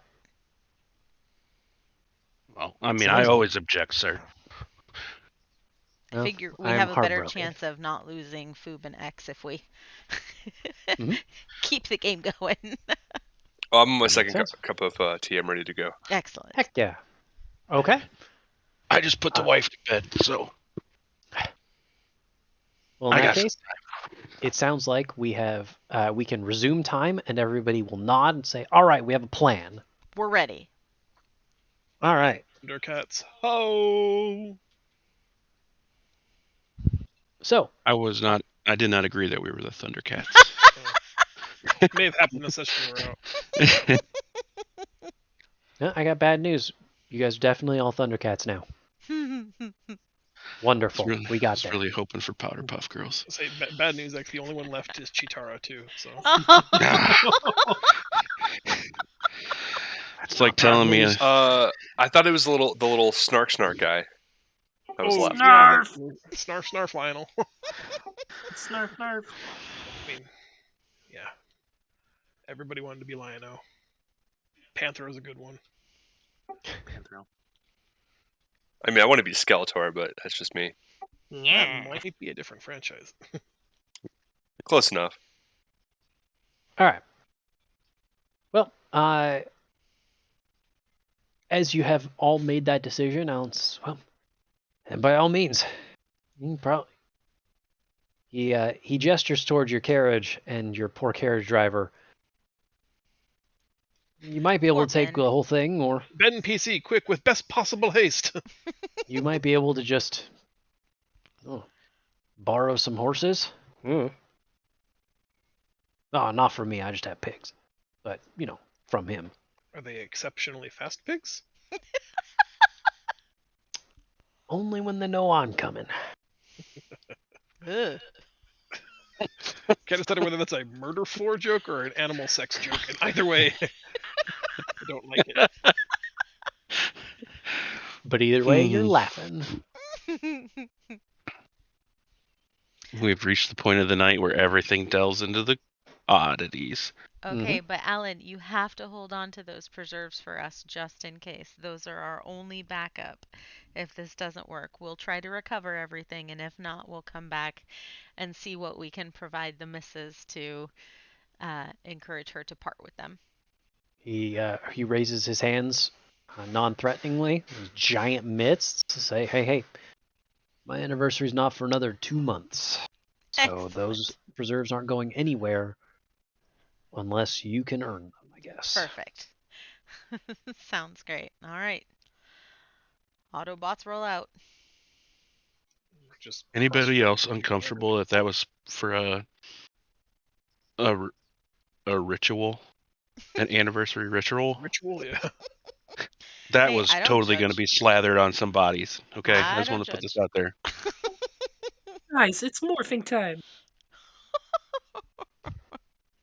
All right. So, the first question I have for you is everybody joining in this chase? I would like Uh, to. I mean, Yes. yep, I'm definitely in. Okay. Then I'm going to guess that the next question's answer is that you are all using the carriage and having Ben, works as well as anything else, be the person in charge of the carriage. Can I sit think on the have top? vehicle proficiency. I can check real quick. In the event that you don't have something specific for vehicle handling, animal handling would also work in this case. I do have land vehicle proficiency. If you guys would rather me drive, I don't know how well Ben handles a high speed pursuit. Actually, I don't know how well I do either. So I can animal handle as well. I feel like this might be Ben's dare to be great moment. okay, we'll let him do it. I'm Let's not take it away from him. better shooting. Can I since can I ride on the anyway. top of the carriage? It's probably better than skiing, yeah. Nice. So I do have a question. I have this skill. For me, would that work?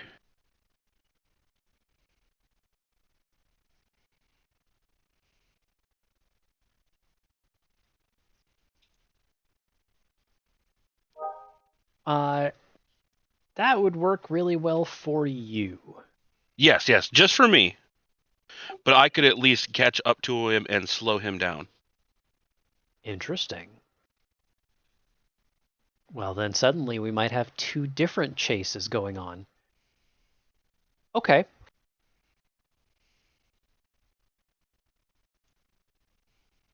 Give me just a sec to figure out how the fudge I'm going to make this work. This is the good time, right? When you make your GM stop and think for a minute. Things that make you go, What the fudge? That's not what it says. Okay. I'm going to look at your character sheet real fast.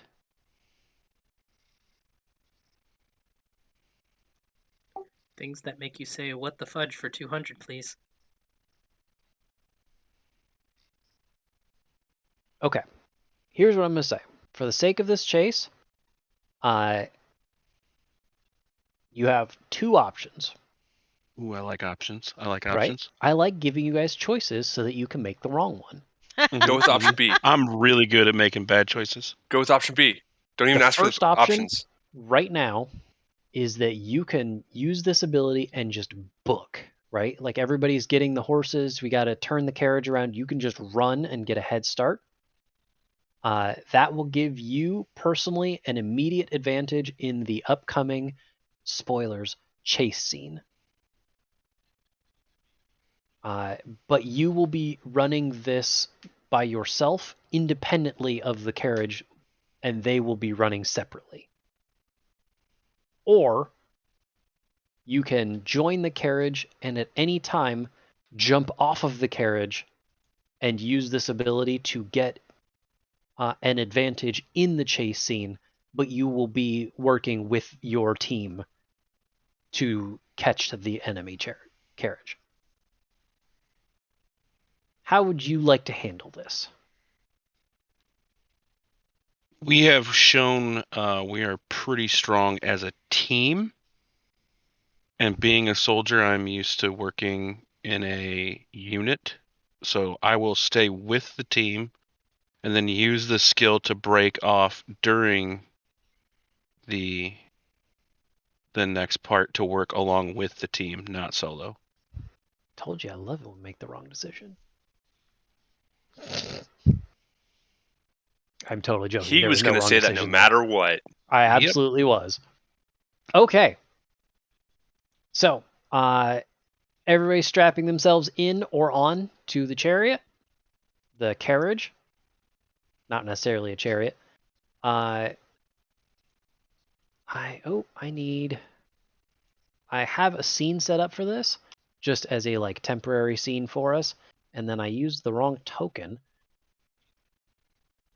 Oh, there it is. I want that one. Give me just a second while I orient things, and I will move us to the next scene.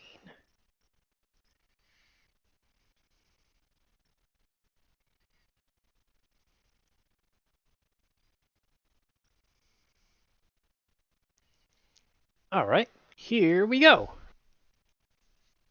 Whoa! I think that'll work. Or nothing happened, and, that could be worse. I see a chase scene.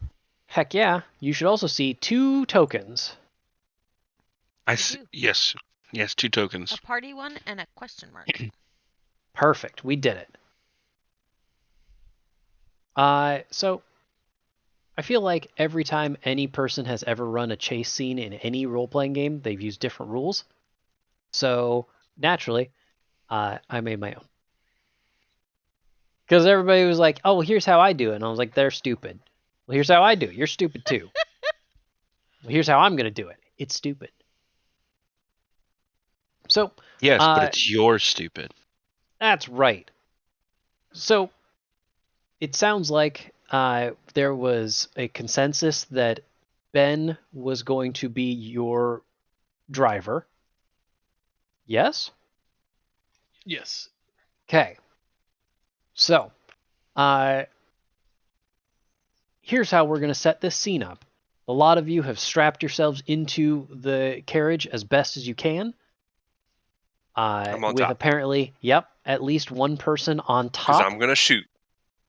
That is very brave.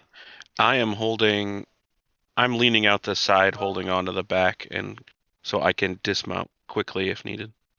So it sounds like you're that guy.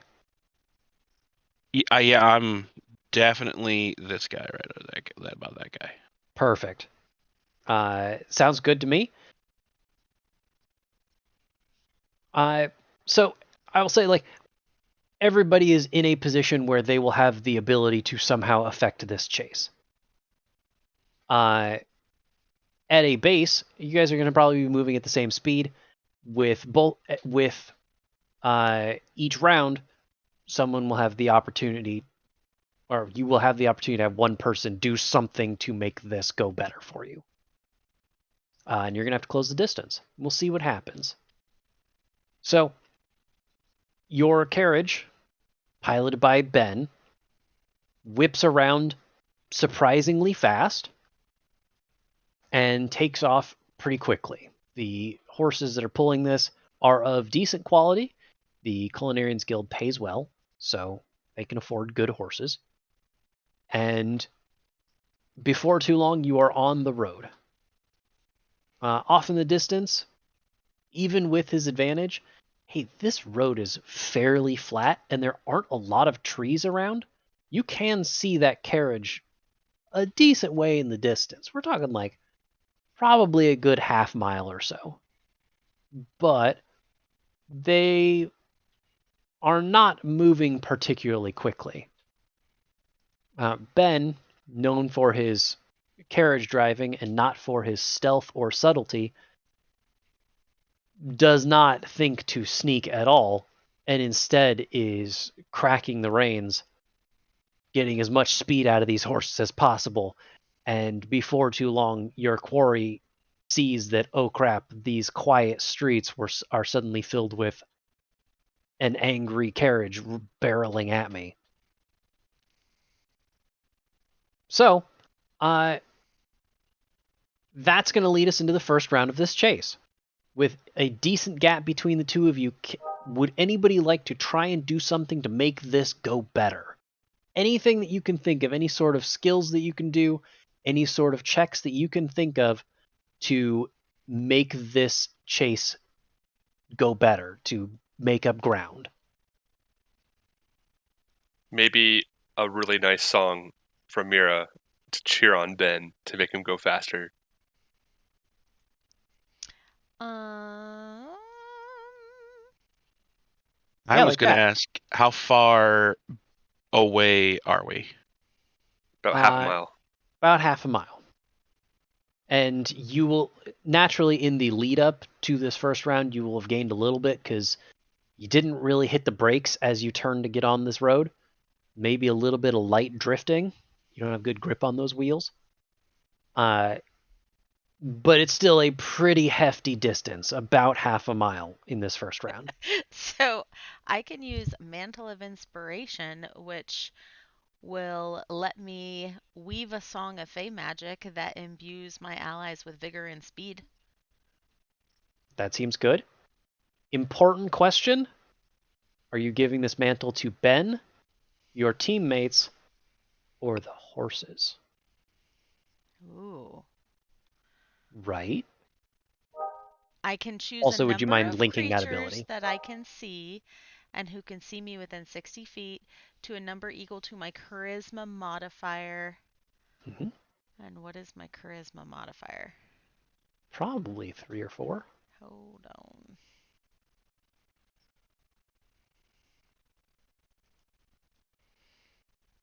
It is 3. It And is how many 3. horses are there? 2 horses. Okay, so I could put it on the 2 horses and on Ben. Works for me. Would you mind linking that ability so I can see what it is? Yeah, it's really just going to give them temporary hit points. I don't know. Oh, and can immediately use its reaction to move up to its speed without provoking opportunities of attack. I mean, it's not really appropriate for this, but Here's the thing. maybe. The flavor will get you pretty far here, because there aren't a lot of abilities that say, in a chase scene, move X feet closer to your target. So feel free to be as flavorful as you think you want to and can be, and we will make something magical happen. There you are. I mean, it sounds cool. Yeah, that one. And the little song that I have written up. Oh, Oh, I get it. So you're John, putting the mantle on yourself, and it's inspiring people. John says I'm not broadcasting. Can you hear me? Yeah, totally. Oh, okay. Okay, so the song that I have written is, if I may be a bit direct, you're in a bit of a bind, so have some health enough to get by and GTFO before you die. Kind of close. I mean, You know what? maybe Yeah. relevant. Okay. Maybe a little more terrifying than inspiring. But, horses can't tell the difference. They're horses. Everything's terrifying. Break one bone and you're dead. See? Let's see. I did a thing. I'm going to quickly do a GM roll.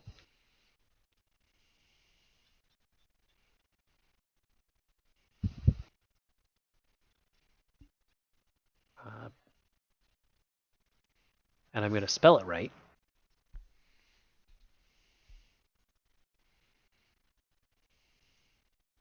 Okay.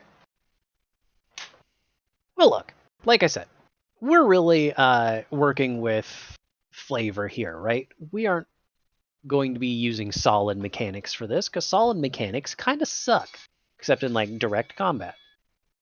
So, Mira, probably poking her head out of one of the windows of this carriage, because it sounds like she was not on top of the carriage, starts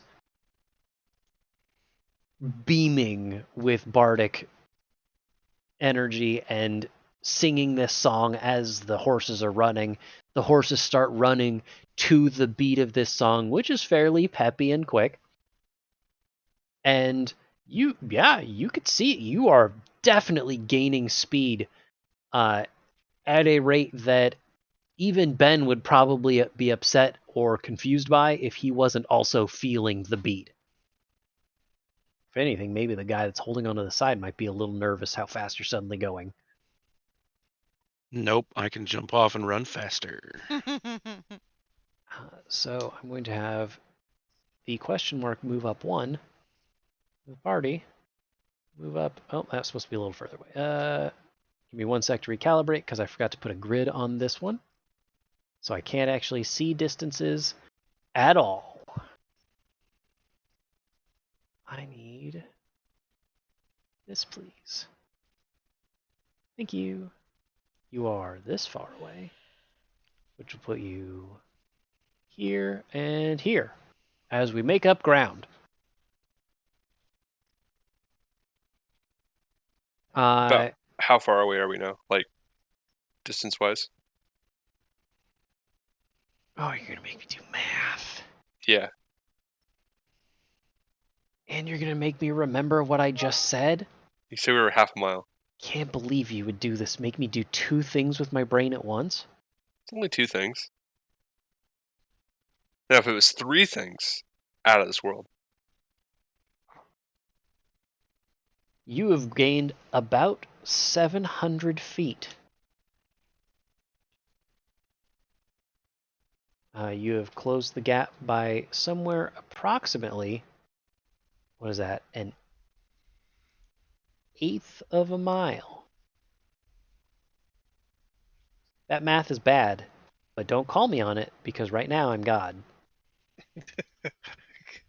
God, I don't use that defense often. I mean, but my understanding is we're 7/8 of a mile away from him now. but you were Thought, half. Or what, 3/8? half a mile. 3/8? 3/8 of a Three mile? eighths. See, it's too. You it's didn't too late for me lose as well. 3/8. That's even worse math Yeah. because it's bad for you. Don't listen to me. I'm not God. I pretty much only ever use that defense when someone's asking me to do math. Like, don't make me do that. All right. So the end of the first round, that was a very successful round. There is some rolling I'm doing behind the scenes to make sure that this isn't just like you say something and everything works. But things are going well. Why don't we keep up this momentum as we go into round 2? And one of the only rules I am going to enforce is that the same player can't do 2 things in a row. So would somebody else like to try and do something to make this chase go their way? I'd like to convert our carriage into the Dread Pirate Roberts Worship of Death Nice. and use my Tinker spells to create the illusion of a large black billowy ghost ship mast and the echoing sounds of like oar drums, like the cadence for oar rowing, just to try to intimidate and scare the horses and our passengers in the carriage ahead of us.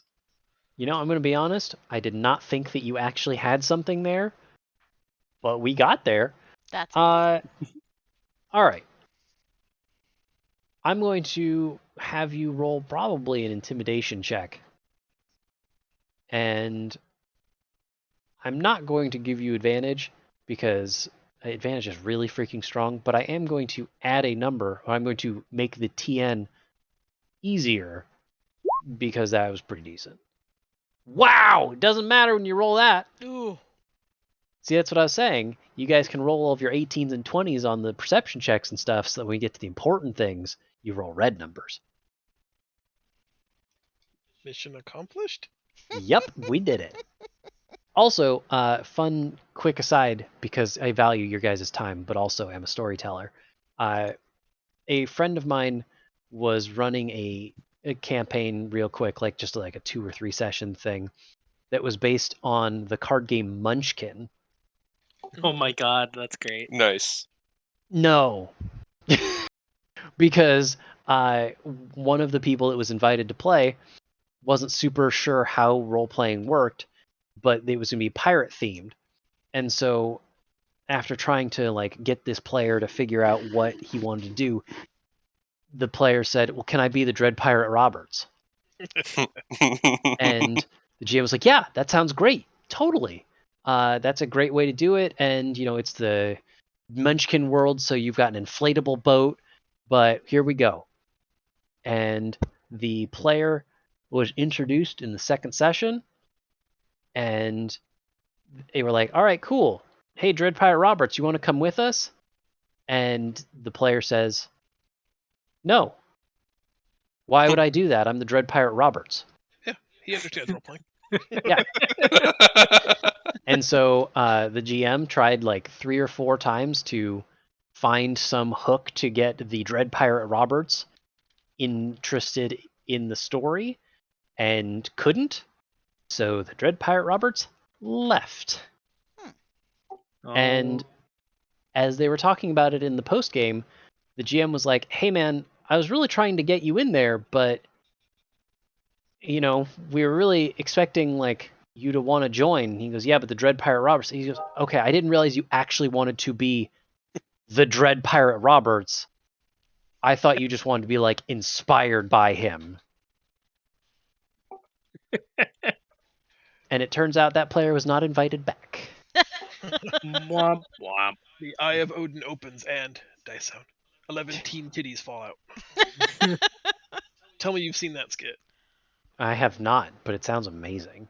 I won't interrupt D&D for it, but like after, if we want to stick around, maybe Megan can link it. It's Key and Peele.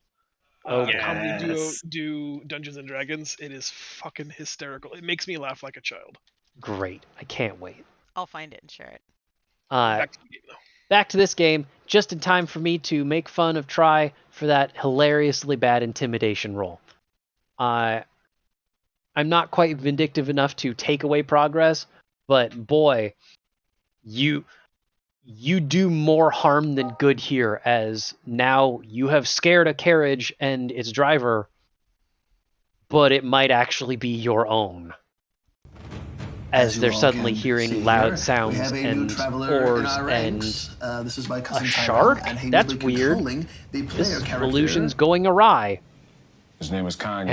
And that did not even remotely do what you wanted to. However, you do see the driver. You do get a brief glimpse. You can like kind of see the driver because he doesn't have a carriage. It's just a wooden cart, Greetings, right? Like you can see, adventurer. there's a green robed Greetings. figure. As you all can see here, we have a new the- traveler in our ranks. This is my cousin Tyrell, and he will be Up ahead in the controlling distance. the player character. As Holden His is name was attempting his Kanye. illusions, He's- you can see a cart headed in the opposite direction towards you guys, right? Opposing traffic. Perhaps startled by the two fast-moving carts headed towards them, or perhaps because one of them caught a glimpse of a terrifying dreadnought ship coming at them, things get a little crazy. And I'm not going to make you make perception checks because that's stupid and we don't need to make rolls and we don't have that much time. As the bystander cart passes your quarry, it erupts in flame. I did that. Let's go with that. As you guys are getting closer to it, I'm not going to say like, oh, you can tell what happened because there's too much fire and chaotic mess and horses and splintering wood. But I am going to have everybody roll either athletics or acrobatics in some way to try and keep a hold of this situation. If you have animal handling, you can try that instead as well. Oh, well. Rayan, if you were it would be better off with animal handling, go ahead and roll again. It's fine. Okay. I added that after you had done that. Well, way better. Okay. I am happy to be benevolent when it's my own fault. That it is enough that while a couple of you guys, Tyrus and Holden, are shaken by this flaming carriage or cart that sort of careens at you guys, enough of you have a handle on the situation that you can help to keep your carriage from flying off the rails. Right? The flaming cart sort of sideswipes you, but Ben is able to maneuver around the flaming wreckage so that you don't crash through it. It looks like Morthos and Mira are able to help counterbalance things from flying and tipping over, and you even see Rayun doing his best to keep the horses that are attached to your carriage from getting too far out of hand. Maybe I'll even place Rayun like he snuck up to Ben's seat. He's riding side saddle. He's riding shotgun. That sounds way cooler. Heck yeah. What's a shotgun? It's a blunderbuss. Ah, okay. Yeah. Sitting blunderbuss. So good news. Nothing bad happened. I just gave another thumbs up to the camera, even though it's off. We're going to go to round 3. And no progress was made, but no progress was lost. Would somebody like to try and make something happen? So I have a spell, but it says that the range is 30 feet. Obviously, that doesn't. Oh, yeah, you are way farther than 30 Here. feet. Right, but I didn't. I mean, it kind of is like Holden's last spell. Why don't you link it and tell me how you think that could be useful in this situation? So with that, I can manifest a wonder up by their cart and basically shock and frighten them to a slow down situation.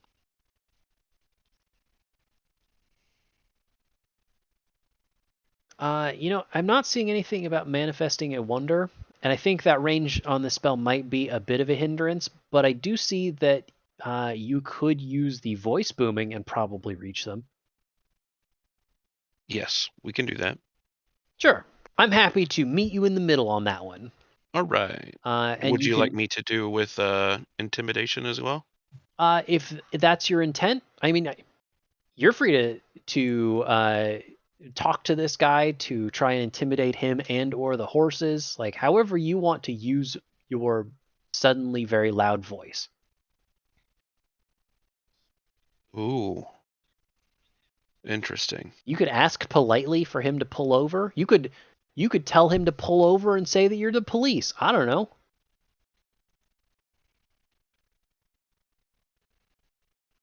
Yes. Oh, that's tough. Do I use deception? Do I use persuasion? This is all difficult.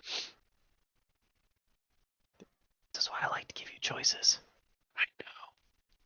Let's try to. I'll use the booming voice to try to persuade him to slow down as we are looking for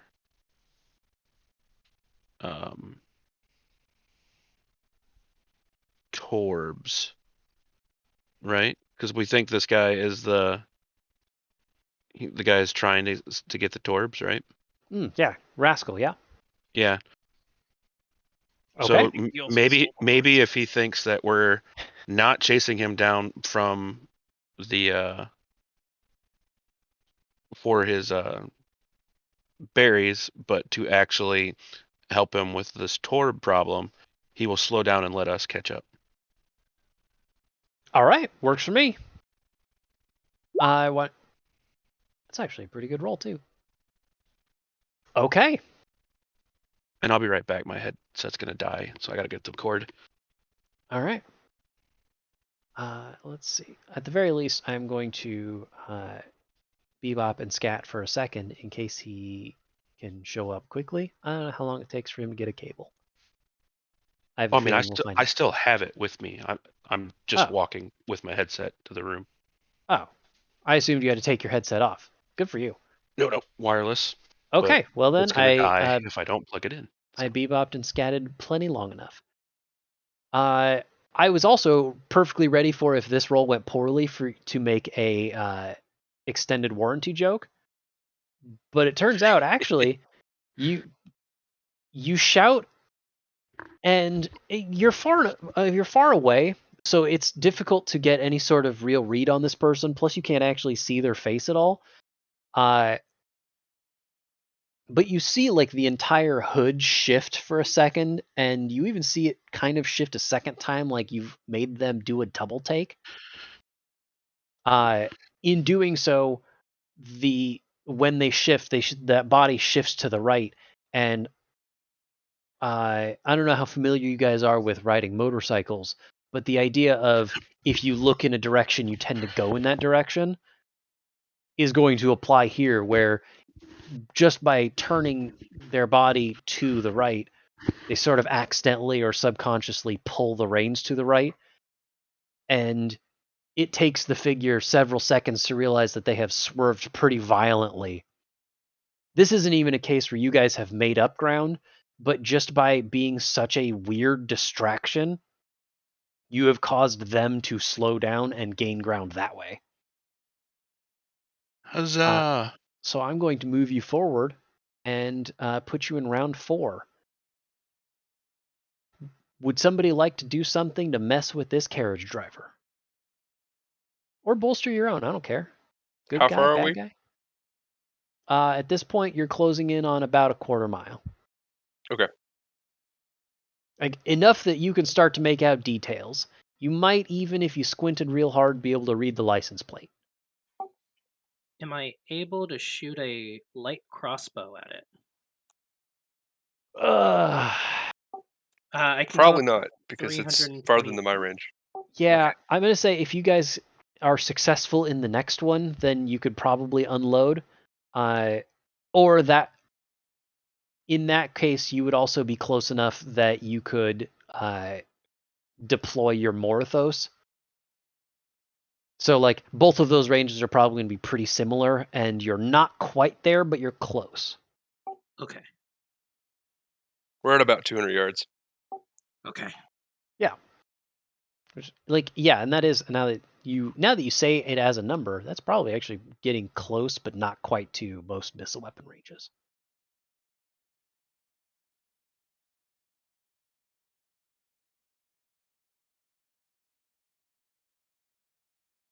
So keeping that in mind, does anybody have anything they would like to try and do?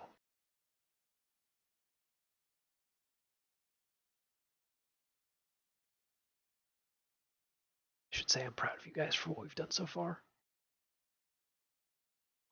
Well, I got nothing. Yeah, I don't have anything.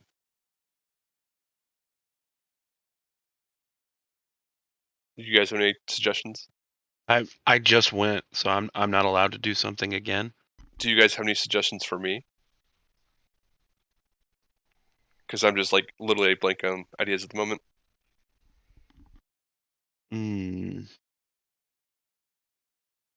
I'll tell you what. That sounds like a held action. Let's hold an action for just a second and see what happens. Because your quarry also has an action in this round. Ooh. Your chase has been going through a fairly straight road for a decently long time. However, you can see pretty clearly, not too far up in the distance, the road, it has a T where you can go straight or turn right. And on the right turn, there is not a lot of ground before it goes into a fairly long bridge. You guys took that bridge. It was a nice bridge. You guys see the quarry driver just flip a magnificent right turn as he gets to that T. And his cart keeps 2 wheels firmly on the ground as he turns. But 2 things happen there. The first is 2 wheels leave the ground. And the second is, while he holds on, a decent amount of his cargo does not. There were 3 crates in that cart when, well, as of a few seconds ago, and 2 of those crates eject themselves. Are the crates full of hearthsberries? Do we know that? They are wooden crates, and they are still closed. They leave the cart with some haste and go tumbling like a pair of dice at the craps table. Would these crates be small enough that maybe a robotic dog could pick one up? Ooh. They are not. Arm? They're definitely not small enough for a tentacle arm. Okay. They are large enough that a robot companion and or a party member or two could eject from the carriage and try and secure those goods while the rest continued. I can do that. But can you catch back up? Is the trick. I Let's think be you'd clear. Be leaving us. Yeah. Yeah. If you eject, you will leave this chase, and then you guys can reunite once the chase is over, one way or the other. Reunite. Wait, here's a good question. Please? Would this be a good time to deploy the Morthos with my speed? Would I be able to catch back up after grabbing the crate? I'm gonna say no. We're talking a crate that's probably a good 2 feet cube, or 2 feet by 2 feet by 2 feet.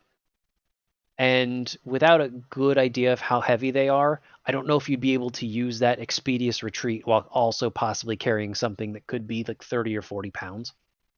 So I think in this case, it might be another case of if you were to leave, you would get back to the action faster, but you would still be out for a while.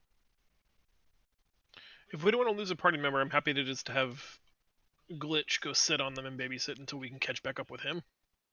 I mean, I wouldn't be against losing a party member because as of right now, they can't really do much to help.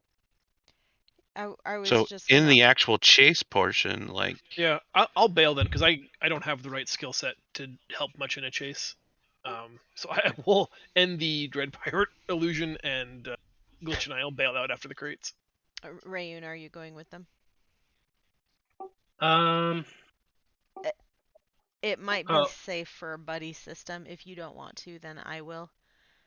Because that's 3 on the cart and 2 on the ground plus Glitch. If you would like to, hang back and he should go with the cart because Glitch is kind of a tank and he's kind of a tank. We can't have both kinds of a tank in one place, I don't think. Okay, yeah, I'm not comfortable leaving a single person out on their own, even though you would have Glitch with you. All right, we're gonna bail and grab those crates. Okay, that sounds good. I'm gonna get back to you in a minute. Then I want to focus on this chase for a second. I promise I will get back to you, but I don't want to lose the momentum that I've got. No worries. So we're gonna go to round 5. Or no, we're still in round 4. You guys haven't even taken an action yet. We still have Tyrus, Rayun, and Morthos. But Morthos is a little tired. So since we've only got Tyrus and Rayun left, I'm gonna cut you a deal so that we don't just spend 10 minutes going.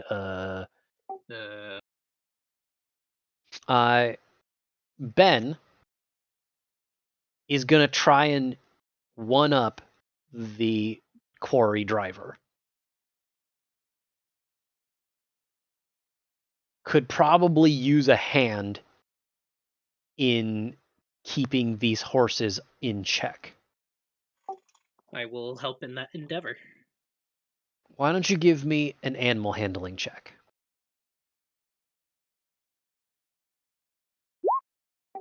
Hey! That's a 15, good sir. Mm-hmm.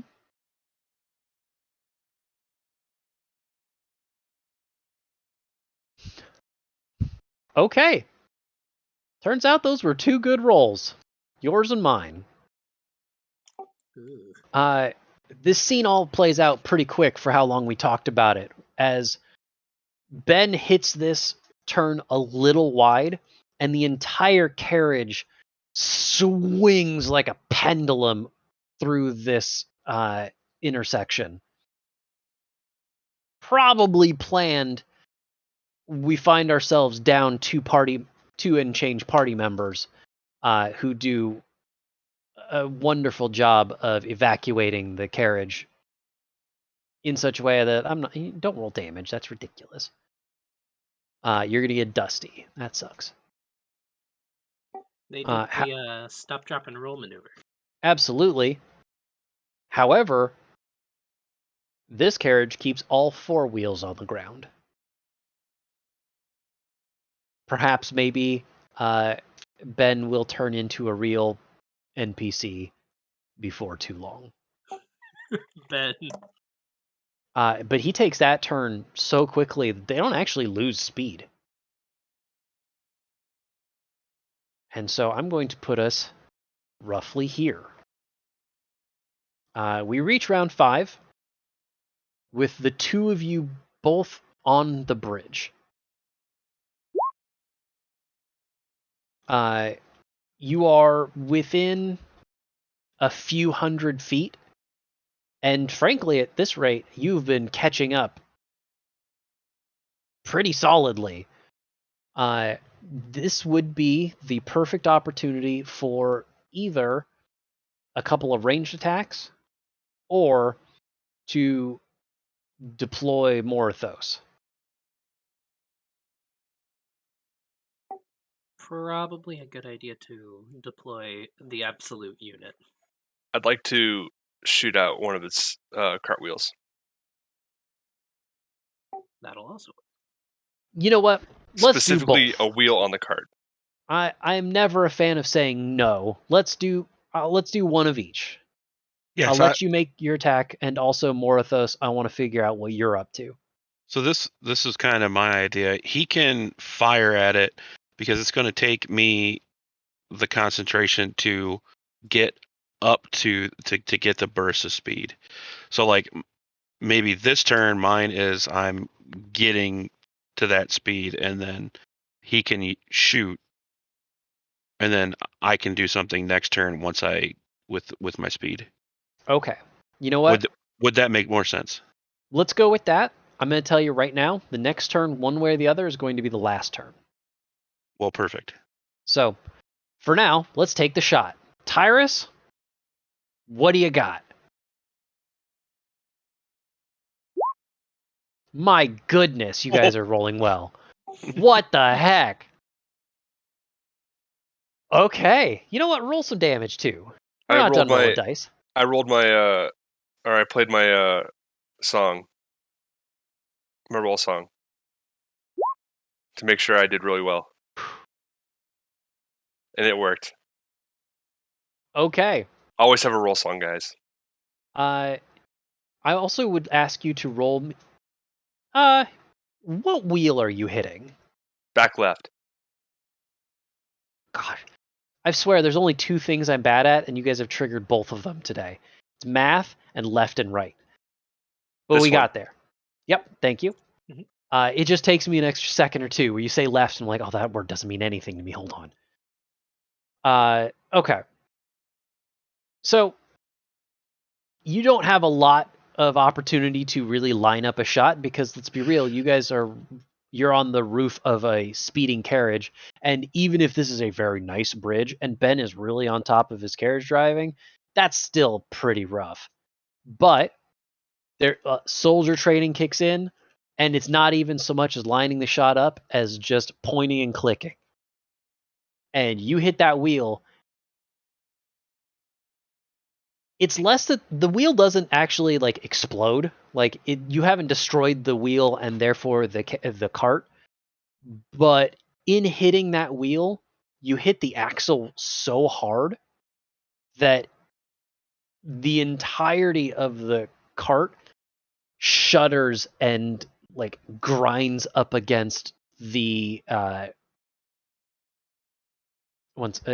it again, up against the left wall. Like it pulls to the left, and now the quarry's horses are panicked.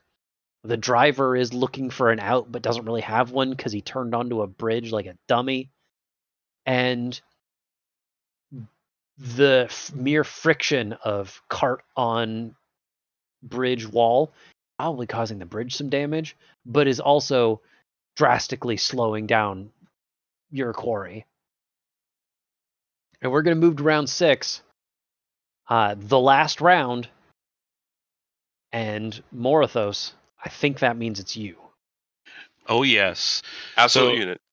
Absolute unit. So with the speed that I deployed last turn, have I caught up to say the side of the cart? Yeah, you know what? Let's narrate that part a little bit because we kind of focused on the shot. While the shot was going off, we deployed the unit, and it took a sec for him to get up to speed. But the 2 remaining party members and the kind of confused carriage driver see this warlock jump off the carriage and then run ahead, which is not supposed to happen. And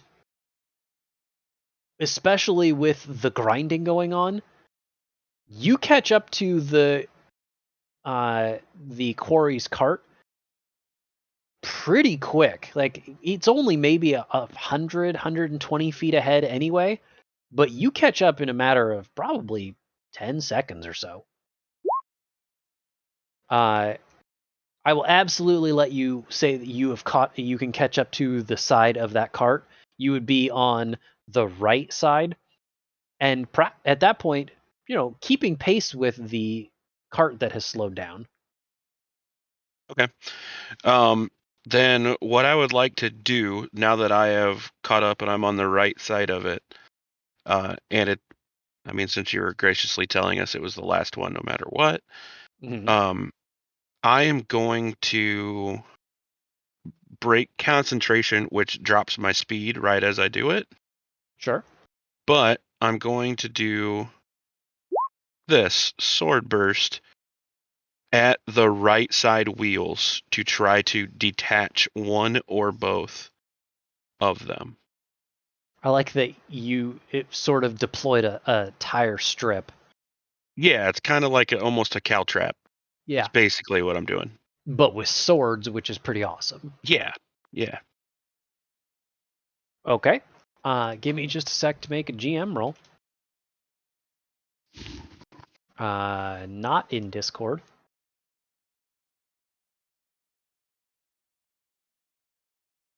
Perfect. Look, this poor cart, those poor horses, who, by the way, are probably not getting out of this either. No, they're not. They are not prepared for a sudden spike trap to appear in the middle of a otherwise benign and well-crafted bridge. You absolutely can deploy these in such a way that not only are you going to shatter the front right wheel, but these swords are going to probably stick a little bit and cause the thing to hitch.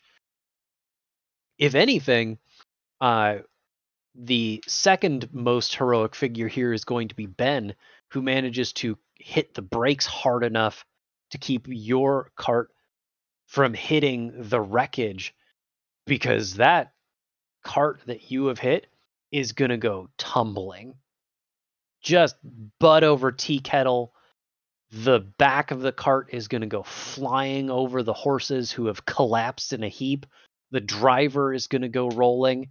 And as you hit the edge, this happens as you are exiting the bridge, and there's just carnage.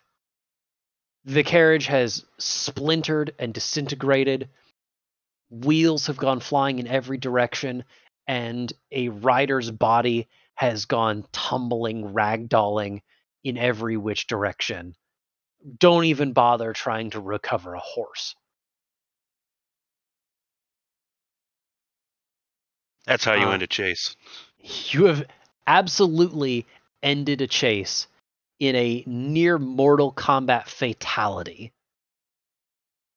of a carriage.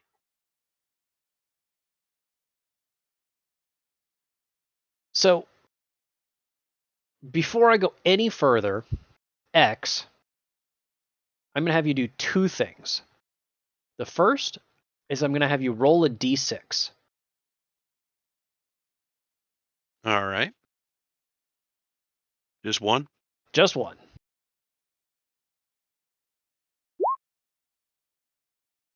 All right. The second thing I'm going to have you do is roll perception.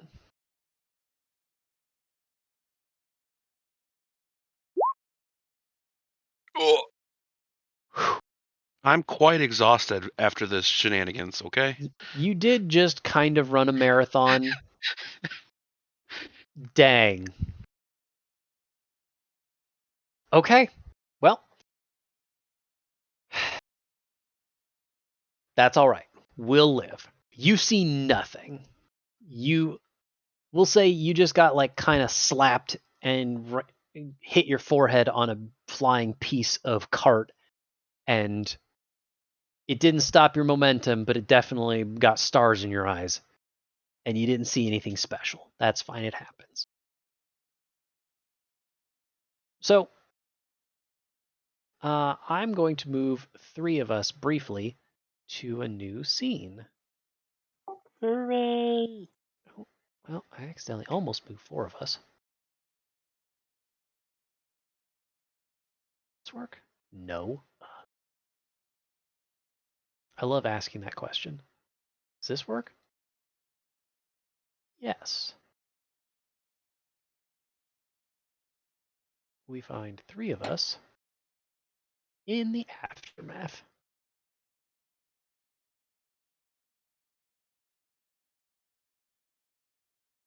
So as Team Ben pulls up at a regular pace, the horse is fairly winded as well, but otherwise doing okay. You guys, all 3 of you, get a decent look at what Morthos has wrought, and honestly, kind of impressive, except for the horse's part.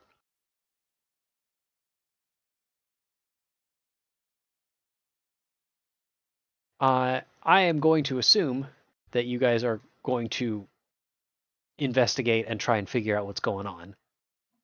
Yep. I'm So, going to try to recover. I will lead. okay.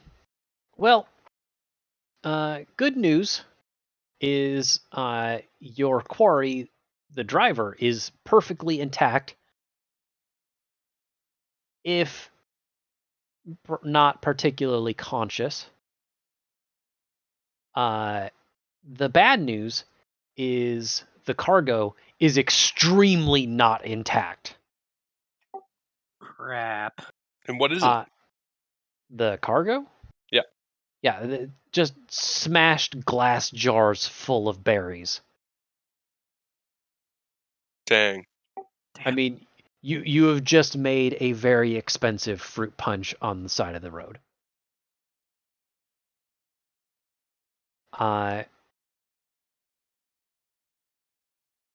However,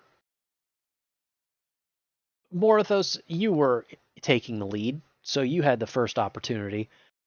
The driver is laying face down on the ground. Again, probably breathing, but not otherwise moving much. Would you say they're still alive, but they're barely breathing? I would not say that. Darn.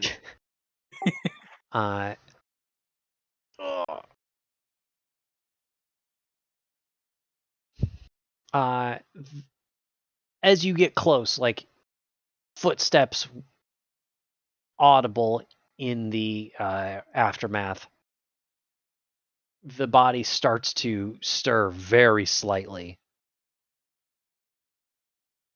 And the hood starts to turn to face Morthos's footsteps. And the voice underneath, very weak, but kind of familiar.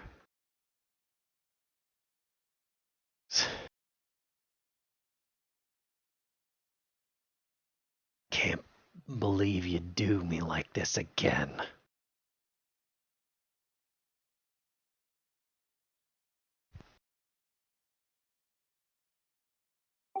Familiar voice, you said? Familiar to Morthos.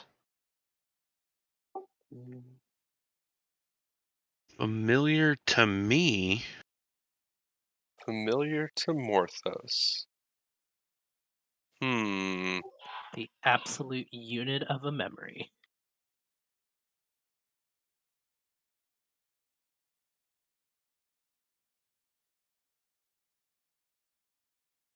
Do this to him again.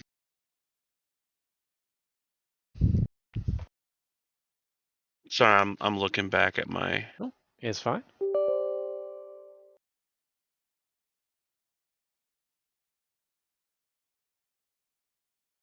From the voice, I say it couldn't be.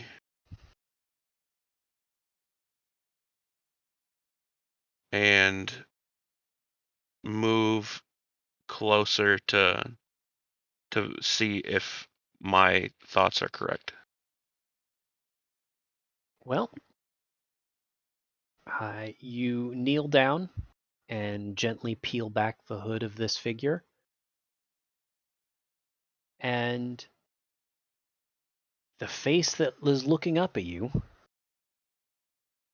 looks and sounds a lot like a man by the name of Tonto Brickwall. Oh. And he looks at you with utter hatred and says, "You couldn't just let this go." And with that last word, he expires. His head hits the ground, and where you previously saw the face and heard the voice of your friend, the two of those are both replaced by the visage of a rather gruff-looking halfling man.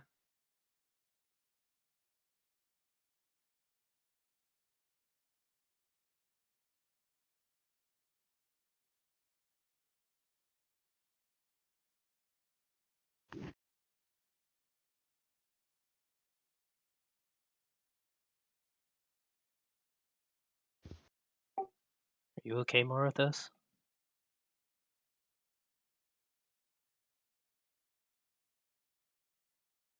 I just stare there with dead solemn in my eyes.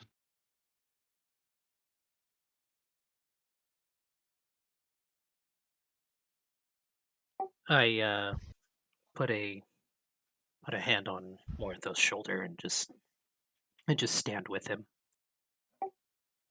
Um, some time passes, and I suggest that we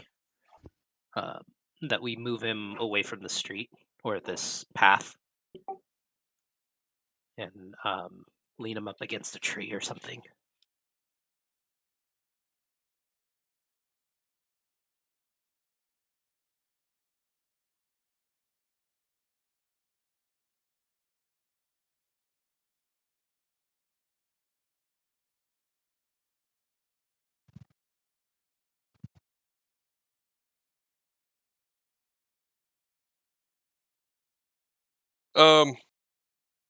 I guess after a couple minutes, I'll just walk up to him and be like, "Hey, should we head back to meet up with the others and see what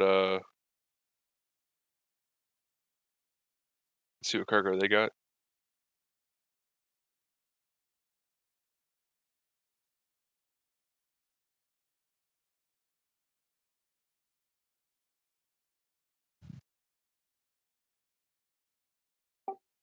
That'd be a good plan. After Morthos is done with his friend.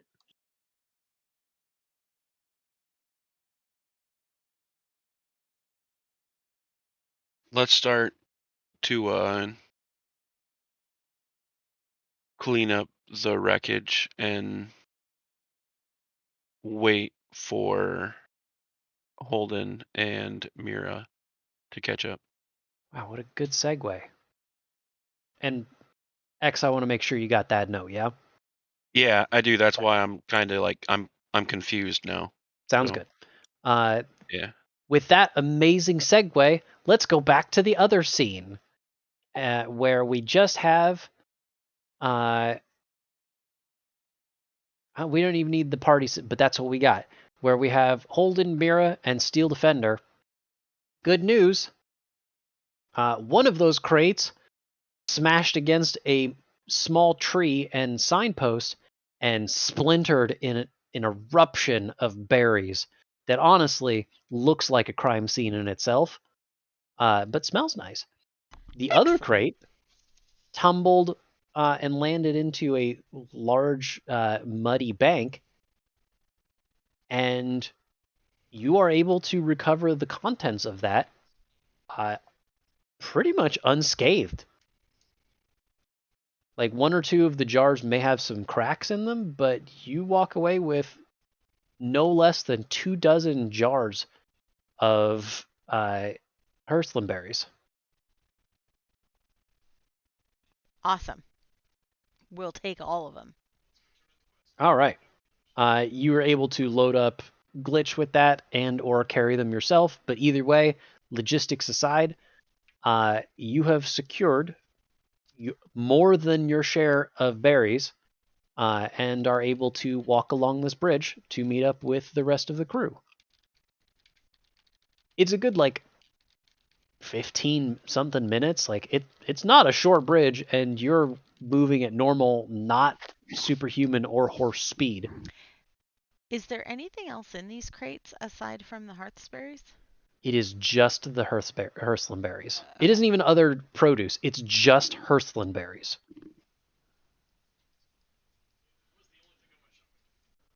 It was the only thing on my shopping list, so. Well, that part's convenient.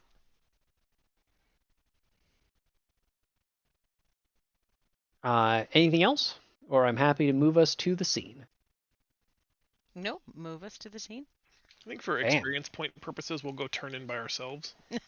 Oh yeah, that's reasonable. Oh, she's too big. Oh, you guys didn't do the Hearthland turn in? All right. Oh man, look at all these Fury Reavers we bought. I was gonna say, Holden, you got bigger than the trees. It's all that treant water. You guys show up at utter carnage. Like, it looks like a bomb went off. This cart flew in 6 different directions. The horses are at best unrecognizable and at worst kind of look like the berry crate you just lost. Did Ben make it? Ben, oh yeah, your carriage and Ben and your horses are fine. It's the other cart that did not do so well.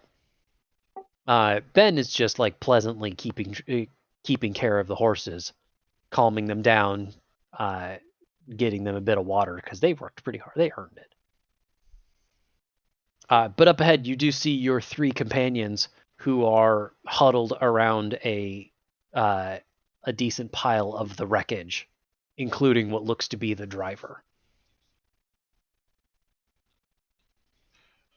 Without knowing the context of anything, I'll ask if the tentacle has feasted. No, and I don't think it will. Does the driver live? Deceased. Dead on arrival. Did he say anything? He mentioned something about, to Morthos specifically, you can just let this go. And he perished. Who was he? I interrupt and beckon Holden over to ask a question without answering Mira. To Is there a way that we can check on this man's possessions if there may be another pendant or charm? If we've got time, I'm happy to cast Detect Magic as a ritual. If time is sensitive, I do still have 2 more spell slots. Is it possible for me to um divine sense and maybe see if there's anything as well? Both of those seem likely. What are the parameters of your divine sense? Is it something specific it shows you? Until the end of your next turn, you know the location of any celestial, fiend, or undead within 60 feet of me that is not behind total cover. It You know what? Yeah, that seems usable. okay.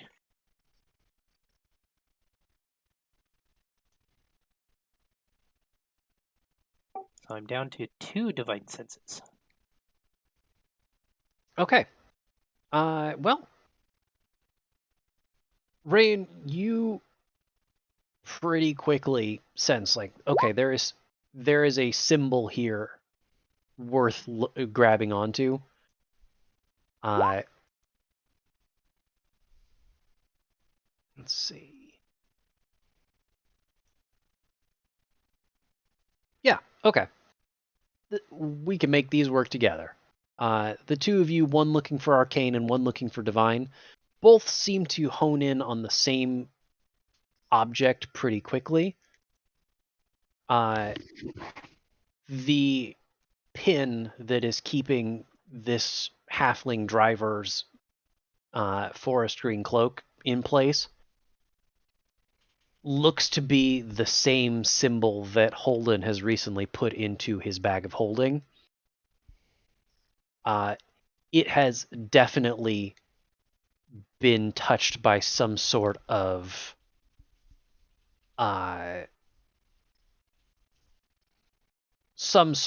religious power. Let's go with that. Some sort of religious power.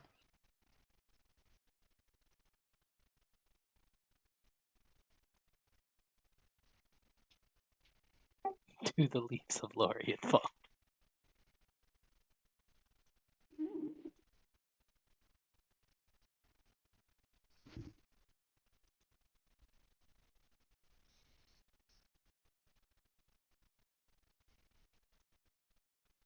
Another cursed item.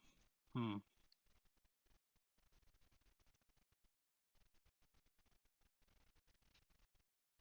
you want me to collect this one and put it with the other? Yeah, and I'll hand it over to Holden. This Very magic deposit. is much more frightening than we have realized.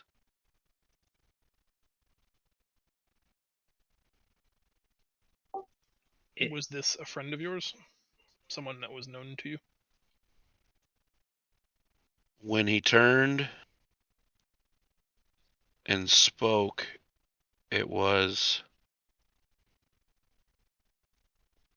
a person from my former soldier life and knew things that were not to be known otherwise. But as he lays here now, this is not that man.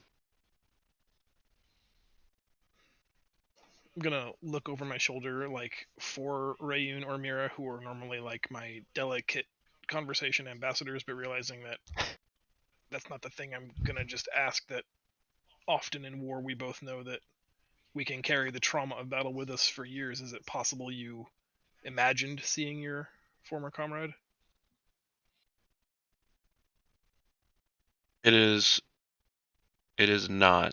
The scar that I saw was undeniable.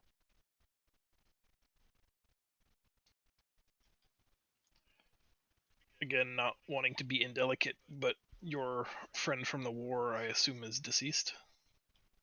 He's not. Interesting. I don't know what to make of that.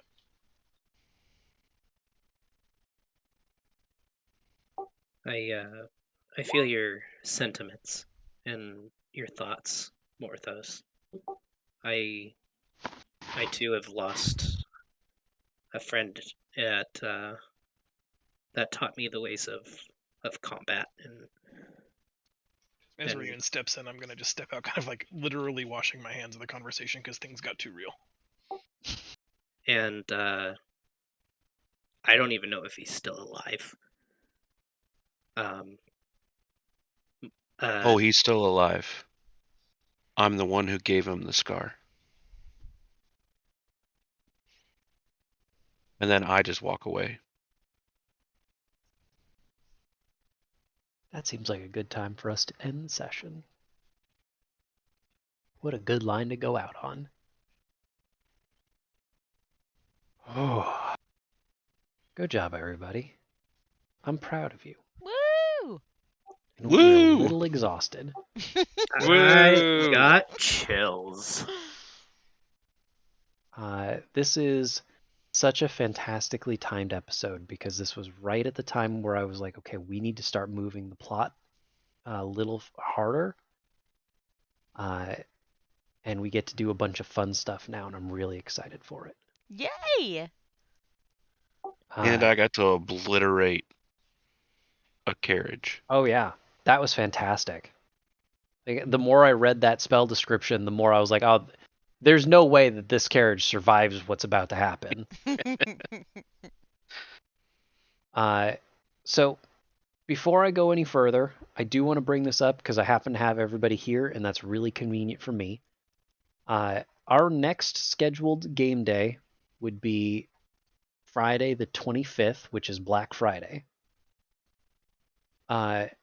Before we even say anything about that, I also want to highlight that that gives us a couple potentially rocky days in December, and then we hit session where I'm going to have a very hard time with my schedule.